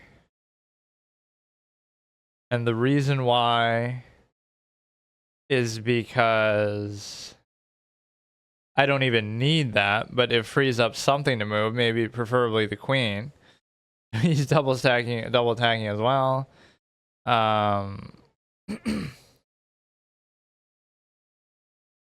If he gives a check on the back rank, I take, he takes, and then that could go into a mate very easily, and so that I maybe cannot allow to happen. And what is going on?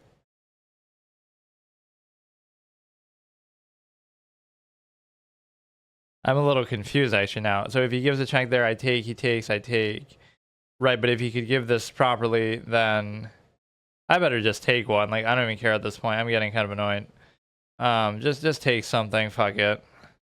That's what always ends up happening. There's no trick play that you can do. It's pretty basic covers. Just go like this. Or you, oh my god.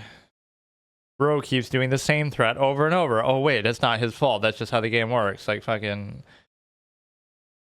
What?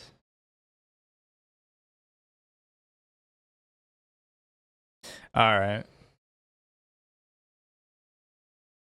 That's one of those backwards kind of things. Like, oh, I'm covering it, but it's like, what could I have done there? If you go back and do it. Everything, you know, I'm moving so fast that it just ruins it. So instead of doing that, you could have just gone here, right? But somehow I'm thinking about it backwards, like, oh, you're doing this, but it's blocked by that. So, you know, like, so you are addressing the cover, but yeah, if I go here, you could just drag it out even further. Really wasn't much going on with his pieces because... So again, that subliminal knowledge of time and concern about that ends up being what fucks you over. One thing I haven't played in a while that I almost should do is Hearthstone, just to kind of see what the current expansion is and stuff, but I just kind of always play that only for fun, to fuck around, not to really take anything seriously. Again, I think I played decently in some of these, but there's always that one move that I mess up, I guess, so...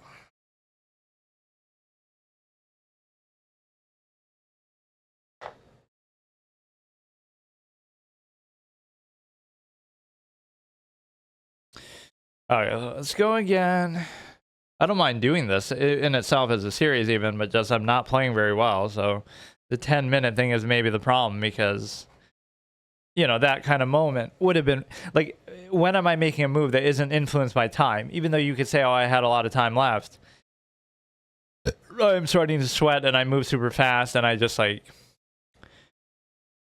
If you beat me in a way like, okay, I thought about it, I missed something that's a little advanced, and you beat me because of that, I'm fine with that.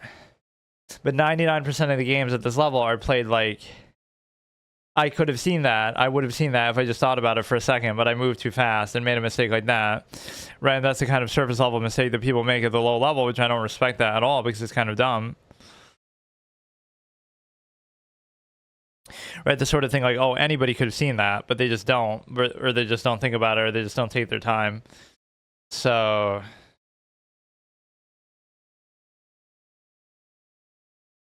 I don't know why the queue time is sometimes so long on this, but it is definitely... But yeah, at least we have the right position now. We have the right setup. We have the right camera angle, apparently, which I'm trying to think what other things I could use this for, really, but I don't know. These are pretty unique in that sense of like something that you could actually use for a long period of time and gives you a good visual feedback. Right, it's the kind of thing I maybe wouldn't ever have gotten normally because I wouldn't really care. But like it does give you a good visual prop kind of to show off on stream for this purpose. So I guess that's part of the reason why. Let me shut it off and restart. Or now I don't even know where the power button is.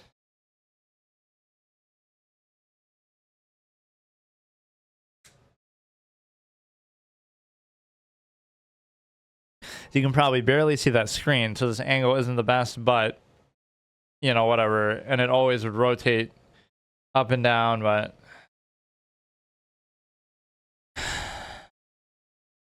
again, I haven't really tested the built-in Wi-Fi feature because it always has me connect to my own Wi-Fi, which is fine, but it'd just be curious, like you take it to the park and you do it there. But you even then you could use like your mobile data on your phone probably, like a hotspot type of thing, but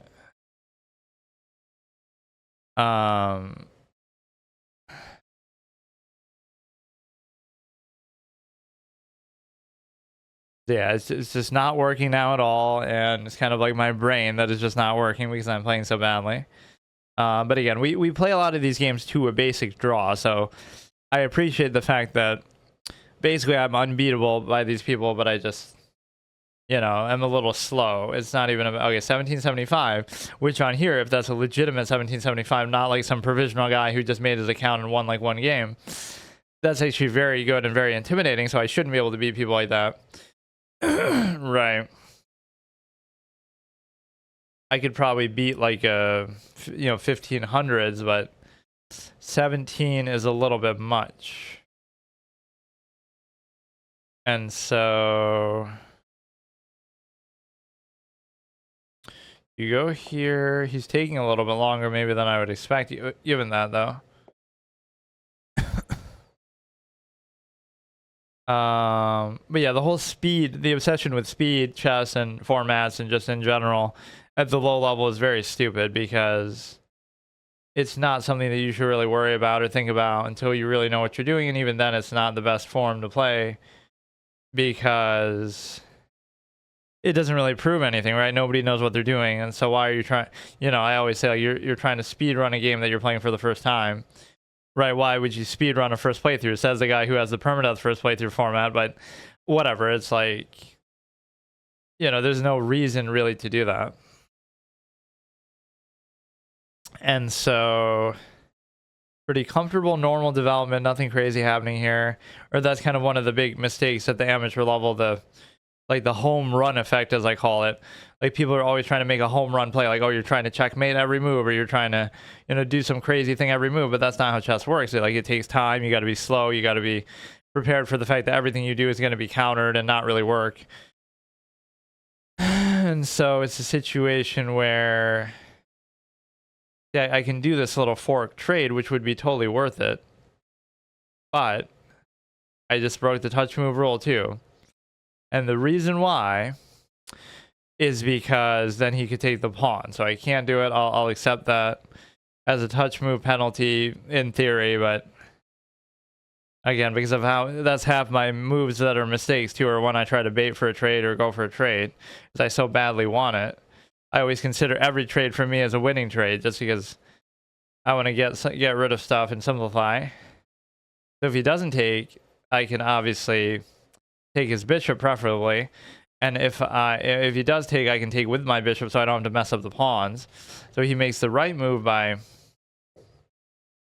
not letting the superior piece go down. Then he takes with the queen, then he takes with the, you know, the dark square bishop itself, and then so he's not moving super fast. He has 830, I have 830. So these 1100s are faster than the 1700 apparently. That doesn't bother me. And so I gotta move the king, and the reason why is because that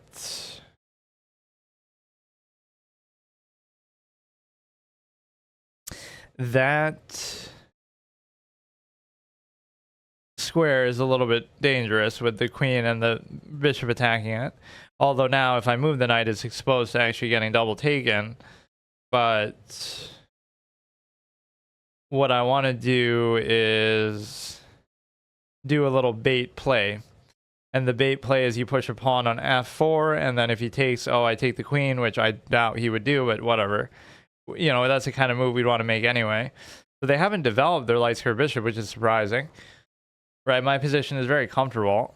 We got to turn this into an instructive chess series here. And actually try to learn and get better. But again, if you're doing even 10-minute games or faster, you're not really going to learn anything from it. You got to calculate every second. Like, see, I just don't see anything that you can do. Like, I don't get it. You got to go like many, many moves deep to make something happen. But there's like nothing forcing or nothing, you know, too special.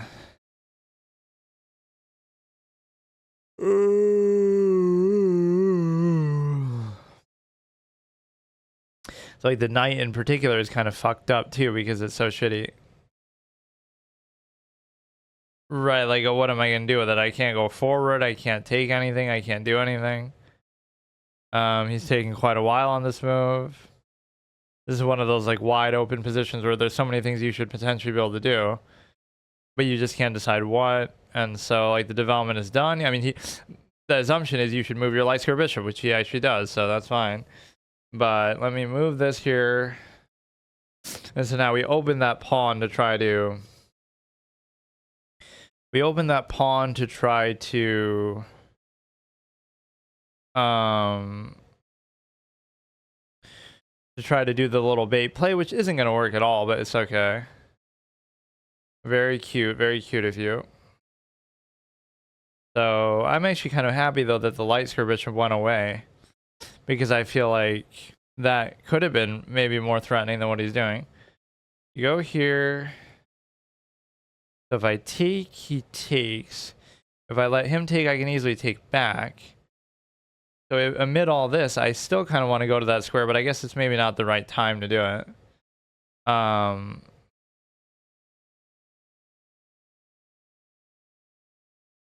This is kind of a tricky move because I don't know. Oh, you know what I should do? I'll do this.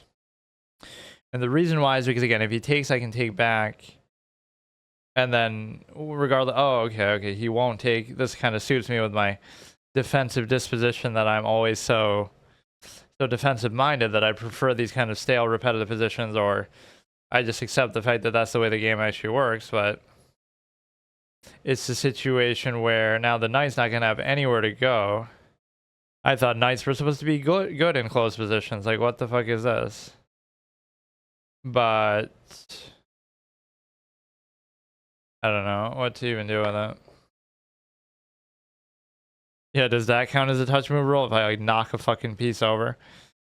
But yeah, this should be a draw, so I'm going to draw a 1700 rated player. I might flag them because we both have pretty much the same amount of time, so I'd have to look at some of these opponents and see, like, is he actually a legit 17? Because that's kind of crazy, but there's still a lot left to go.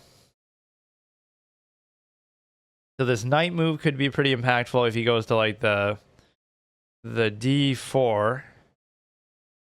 And, again, my knight isn't going to have much success here. He's just not doing anything. And so...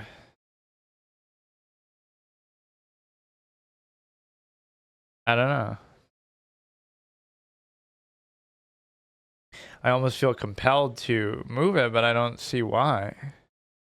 Like, nothing's happening. This is just a very stale position, so now you try to squeeze the water from the stone, but then, you know, just like, it doesn't... These are the positions I should enjoy, though. Like, you have to really calculate and dig deep, and I'm good at creating these kind of positions somewhat because now they'll bring in the queen, but they can't even really do it, so I don't even care. I'll just bring this forward. But this is when you make a mistake because you're trying to force something interesting to actually happen. But then you realize that, oh, you're playing chess, so that's just impossible. You can't do that. Right? There is nothing that interesting that can happen. Like, I still don't see what this does. I don't get it. So he would take, I would take, he would take. I don't get it. If there is something you can do with that, I don't see what it is. So, but I should at least address it or be in that vicinity, but I'm just ignoring it.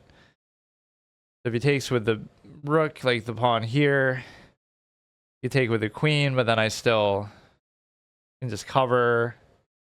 Right, I don't see a mating pattern because you would need a third piece. If you're going to sack the rook, like, oh, everybody loves that line, you need another piece then to do the mate. You can't just sack the rook and then mate with the queen alone. And so you got to do some layered analysis here a little bit where you just look what a beautifully closed position this is. Like, I almost don't even want to do anything now, but I want to you know, there's nothing he's doing, there's nothing I'm doing. That isn't an octopus knight, though, technically, because he could still push that other pawn, the C pawn. You bring the other rook, which is interesting. This could pose problems, right? Like, I'm letting him do this a little bit too freely. And the problem is my knight really can't go anywhere. And the reason why is because, yeah, something bad is going to happen here, though, for sure. There's maybe not a whole lot that I can do about it. Like, I don't want to break open the pawns, but I feel like I might have to somehow. Because the thing is, see, I can't cover from the dark square. That's the thing. Right, because, like, oh, I could just bring the rook to cover this pawn, but I can't because of that. That's what you got to be aware of. So I should have gone, like, here with it or something. You go here, I can just easily take. I can just easily take. Maybe I shouldn't take. Maybe I don't want to take. But I will. So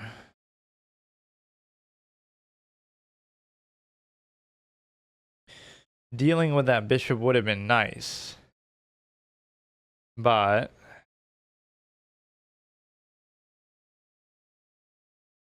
my knight isn't really doing fuck all, and it's actually going to get trapped for what it's worth.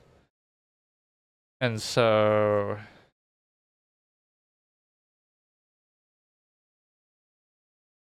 I don't know, this is getting a little tricky.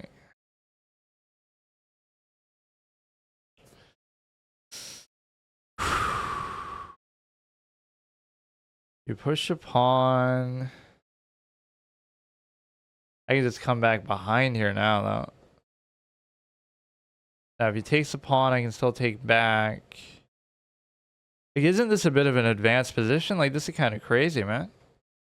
Now, I can raise that shit if I wanted to. And the reason why is because right now I'd raise the rook to there. So this pawn attack is the problem. If I take, he takes, I raise, he takes. I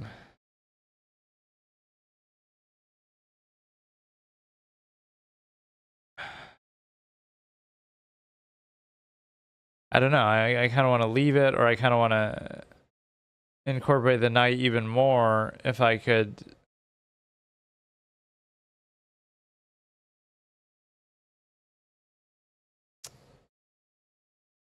Damn it.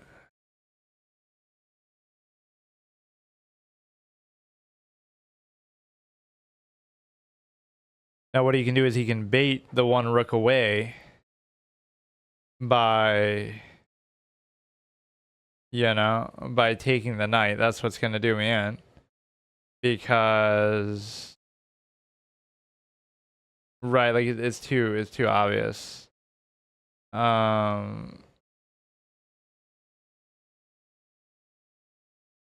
So I don't know what that last move was when I knew that was going to happen. That, like, let's see what he does, but it's no doubt that he can just. But wouldn't he still be sacking it? Like, okay, he can do it. He'll take the knight, then I take with the rook, then he takes, and then I could double take his rooks for the queen. Like, it's still fine, and I don't even have to do that, but like, it seems like a thing, but is it really a big deal? Because, okay, you can take, but in fact, I'm very happy to get rid of that bishop too, because that was in a very prime good spot. Like, so, okay, so now you can take that pawn on g2, but then I'm getting both rooks for the queen. So it seemed like a tactic what he did there. I was even worried, but it didn't seem to accomplish much of anything, did it?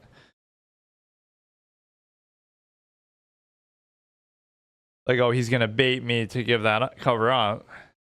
Now he could bring the queen in too, and now I'm comfortable though, because that dark square diagonal was extremely powerful, and he probably shouldn't have given that up, because it was making me have to dance around. I can't move the rook here, I can't move the rook there, I can't, you know, all these considerations.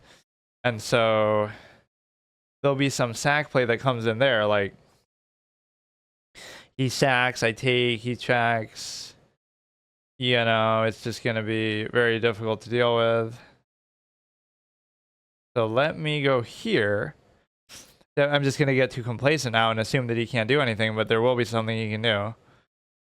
You can't take the g2 pawn, but it's more, I'm worried now about the h3 pawn or something.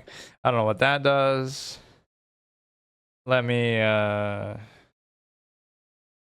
you know, I don't know what he's actually doing. I couldn't even explain it.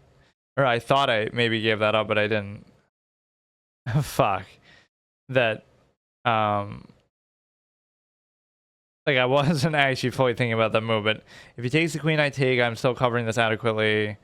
He could do the triple stack attack here. And so if I take this and he takes back, then I could take the... I basically get a pass pawn guaranteed out of it, if I'm not mistaken.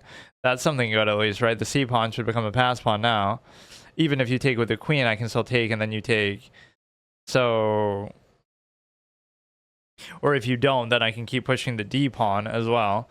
Even though it kind of splits the pawns here, it's okay. Like the d pawn behind here on d3 is not the greatest. Makes it seem like I know notation, but look at what an intense fucking... See, like, how? If this guy's actually 1700, how? How am I playing this guy to making him sweat a little bit versus we get the pass pawn? Then that's the thing. So now I'll just relentlessly push it because I don't know what else is going on with the game, but I'll just do it. Now you can do the triple stack, but it's a situation where I... Wait, what did he move? Oh. Why would he even do that? Like, what does that move even do? I don't care. Or he's going to try to bring it that way to stop the thing, but... It's going to be too late now. It's like fucking... Right, we're going to have an easy triple stack opportunity. He's given up whatever little minor attack he could have had. And so now... We attack the queen too. And I get him to go away from that pawn. Then I can take this pawn. Like, we just broke the whole thing open. Look at the patience, though. Look at the patience that we have to just... Oh, he didn't let me do that, though. We can take the other pawn here, though. Take this pawn. And then we try to go on the back rank, basically. Or now you might build... Oh, wait, I fucked up. Now he... Fuck me. Now you will be able to take that. Never mind. Damn it.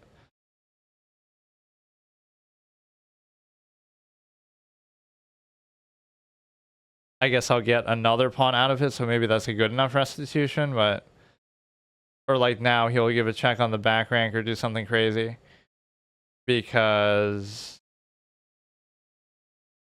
Well, fuck it. I'm just going to take my chance, but... I'm giving him way too much freedom now to do that. Or like this could be extremely dangerous, but... If I can trade queens, it could be good. I'm pretty low on time, so I'm kind of choking. But again, it would have been a draw yet again. But once again, another inconclusive game of chess determined by time. What a great game. Every game is a draw or it's a flag. Draw or flag the game. Like, what a shitty fucking design. I could try to give a check here. I opened myself up a little bit too much to the fact that... What? But how? How? I don't understand. There's no mate. There's no mate. You can't mate. You can't mate like this, dude. You can't. You get a threefold repetition is fine. Where I want that because I can't do shit with time. It's literally impossible to mate. Right? It cannot be done. You can't even take any pawns. Even if you could, I wouldn't mind. Do it. I don't care. I'm the one who's gonna flag. It benefits me if you threefold repetition. Like right? Like I got 11 seconds left. You're a clown. The guy with more time, higher rating is gonna try to bait for a threefold repetition. Like go ahead and do it. Fuck it. Even there, it takes off so much time. Okay, I'm happy to get a draw against a player of that caliber, supposedly 1700. It almost doesn't make any sense that I'm losing to 1100s and 800s and, you know, and I'm drawing a 1700. Like, it makes literally zero sense, but okay. And again, I would have had some winning opportunities, but it's the sort of thing you don't even worry about because, you know what I mean? Like, I can't with the time. That's why it ruins the game. Like, time is the worst aspect of the game, and you should not even worry about it. Like I say, at the low level, you can't play the game. Like, okay, I was playing decently. I might have been able to do something, but then you just don't even try to do it. Why? Because, oh, you're worried about time. Like, it should not be a component in the game that you focus on at all. Play hour games. Play, 3-hour games. Like, if you're really serious about it at a low level, whatever, like, anybody who plays the faster time formats and takes them seriously or whatever is a total clown, with all due respect, because it's meaningless. It's garbage. It doesn't teach you anything. It makes you worse, kind of. It makes you kind of excuse mistakes because you sort of, you sort of excuse mistakes because you try to justify them by, oh, but it was because of time, so it's okay.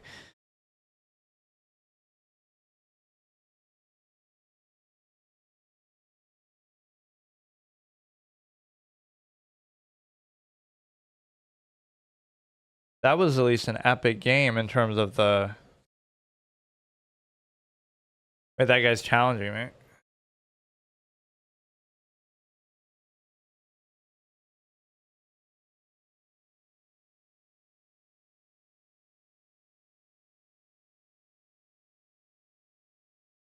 Or I don't know if this is a rated game, but maybe he wants revenge, or maybe it's going to bug out and not even work because it never does work on here.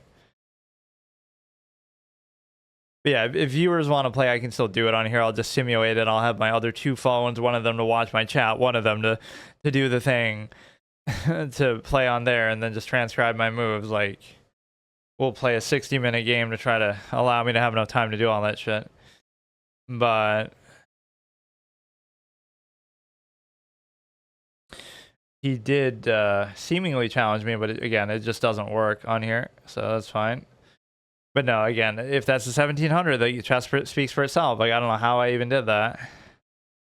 That's a good accomplishment. I mean, fuck, the game is already in progress. Well, if the game's in progress, then where's the game? It's not letting me play it. Like, fuck this shit. This thing just pisses me off. Even sometimes it's not its fault. I'm just kind of mad. Like, why? Like, finish online games. But where is the online game then? I'll play it on my phone then, like I said. Okay, dude. Okay. It just doesn't even acknowledge it. Or it does acknowledge it. Like, oh, a game's going on online, but like... But then where is it? Where is the game?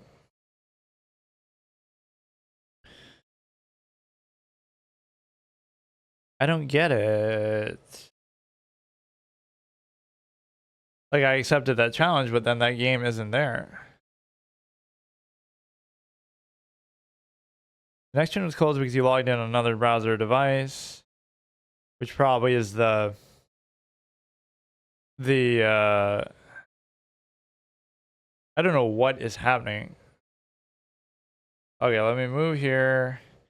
I want to look at that last dude though, because I want to see if he's a legit 1700. So hang on. Because again, that's just something I typically can't do, right? 1700 is too good for me to deal with. And so I'm going to probably abort this game in the process here.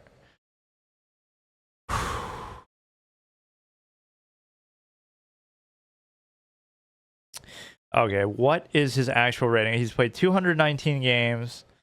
He's playing against a lot of lower rated players, like 1100s. But he beat like a 17 there. But he seems somewhat legitimate, right? 200 plus games. So somehow I was able to draw him, which should be impossible and inexplicable, but it's okay. Right, that's just how it works, I guess. So I can go ahead, I can castle here. Like, you got to look at that game, like, that's a big accomplishment. Like, how was I able to do that? I don't know.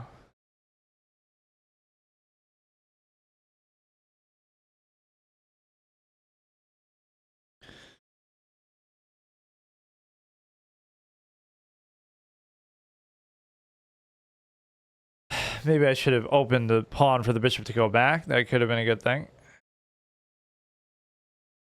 Go here.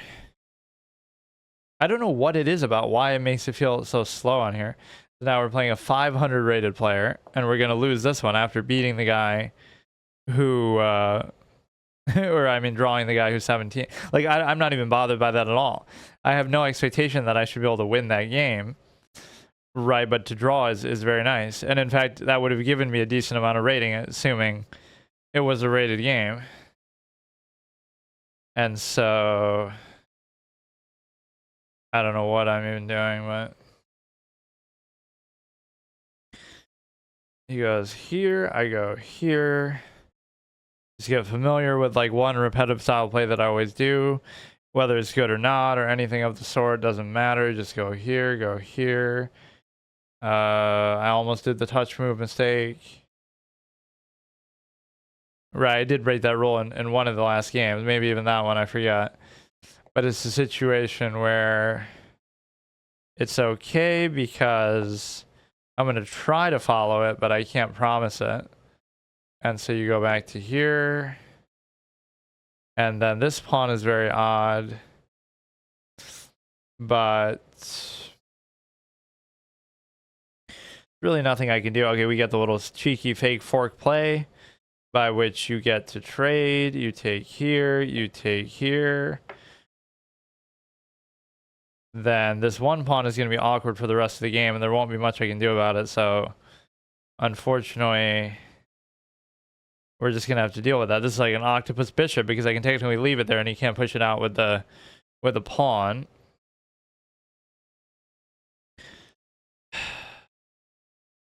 What I can do now is, again, this... oh, maybe I should do it like this then. The dark square bishop itself can come into cover on there. And then you go here. Man, he's moving the knight a lot. That's how you know he's a bad player, because nobody would ever trust the knight who's a good player. So... I'm going to go ahead and move the knight back. The kind of unintuitive moves that you make with the knight, though, are kind of ridiculous because... I don't know, just so often it's something very unintuitive and stupid like that, just moving backwards. Right, that there'll be certain rules that people tell you, oh, never move pieces twice in the opening, or the same piece twice in the opening, or never,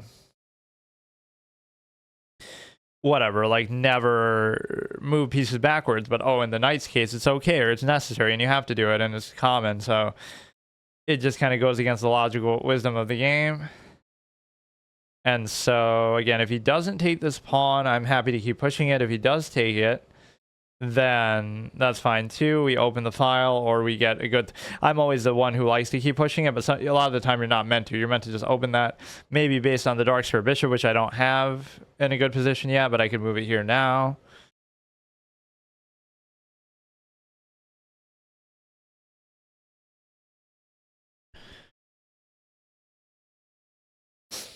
Go ahead, you move a dark square bishop here.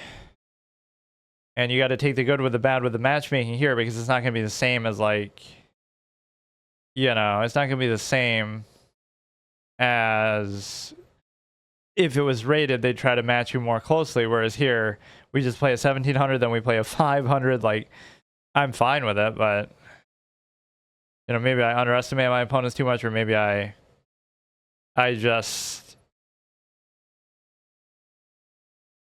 underestimate my opponents, or I just move too fast or something like that.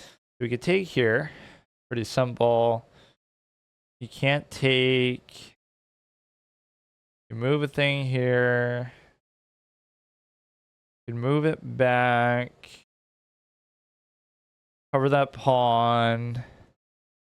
This is how I should talk, like to match the boring nature of chess. But you give a check here, then I can take the pawn on f7. You go here, you're attacking that, you give a check, kind of meaningless. But yeah, you got to be aware of the touch move thing, which I feel like grandmasters break that all the time in faster games, but they don't even mention it or notice it. There's so many times like they're just throwing the pieces around the board like madmen, and it's like you couldn't catch a mistake even if you wanted to, but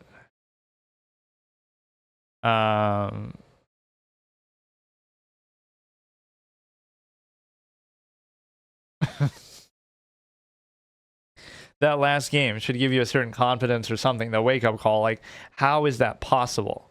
Right? Like, I'm in disbelief myself. It's like, how is it possible to do that with the nature of some of these games that I'm losing, right? So this should be pretty takeable. I'm not sure exactly what he's doing, but he played pretty well up to this point. Right, definitely not a bad player. Again, the rating is kind of deceptive. So now I could give him a check into there. Or I could just mate him a number of ways now, it feels like. Right, you just go here and you mate. Okay. So maybe I should end off on a good high note like that. This is good, but the position is a little uncomfortable for me. I'm trying to figure it out, but it's like, I don't know. My back ends up hurting a little, but no, I'll end off on a triumphant note. We beat a 500 rated player and we drew a 17, which is, again, seemed like a legit 17. You can look at that guy's profile even too. He has like 200 plus games played. So I have to give it to you there. Like, that would be almost inexplicable that that would happen. And he was pretty slow too. I mean, you expect these higher rated players to be super fast. That was the one thing I had, not really over him, but like in my favor, that he wasn't super fast the way that a lot of these people are. And so, what the fuck am I even doing? But yeah, like I'm a very improvisational, kind of instinctive player, and it allows me to sometimes be adaptable there, but I'm also kind of stiff and rigid and defensive, like little contradictory, defensive minded. Sometimes the promotion is a little weird too here. Like, let me actually show something. Just let me just show what a promotion would look like.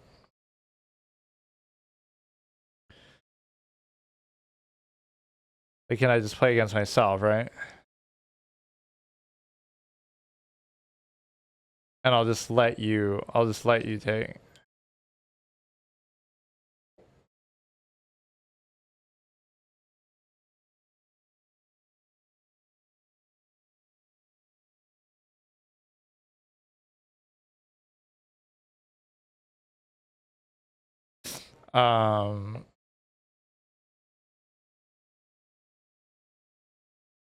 What is happening? Why won't it let me do that? What?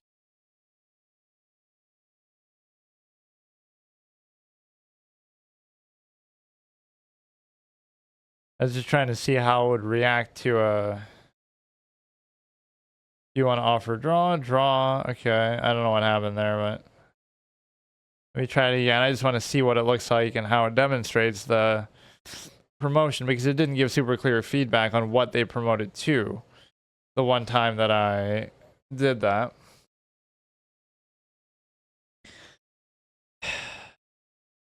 Okay, what happened there? It just broke.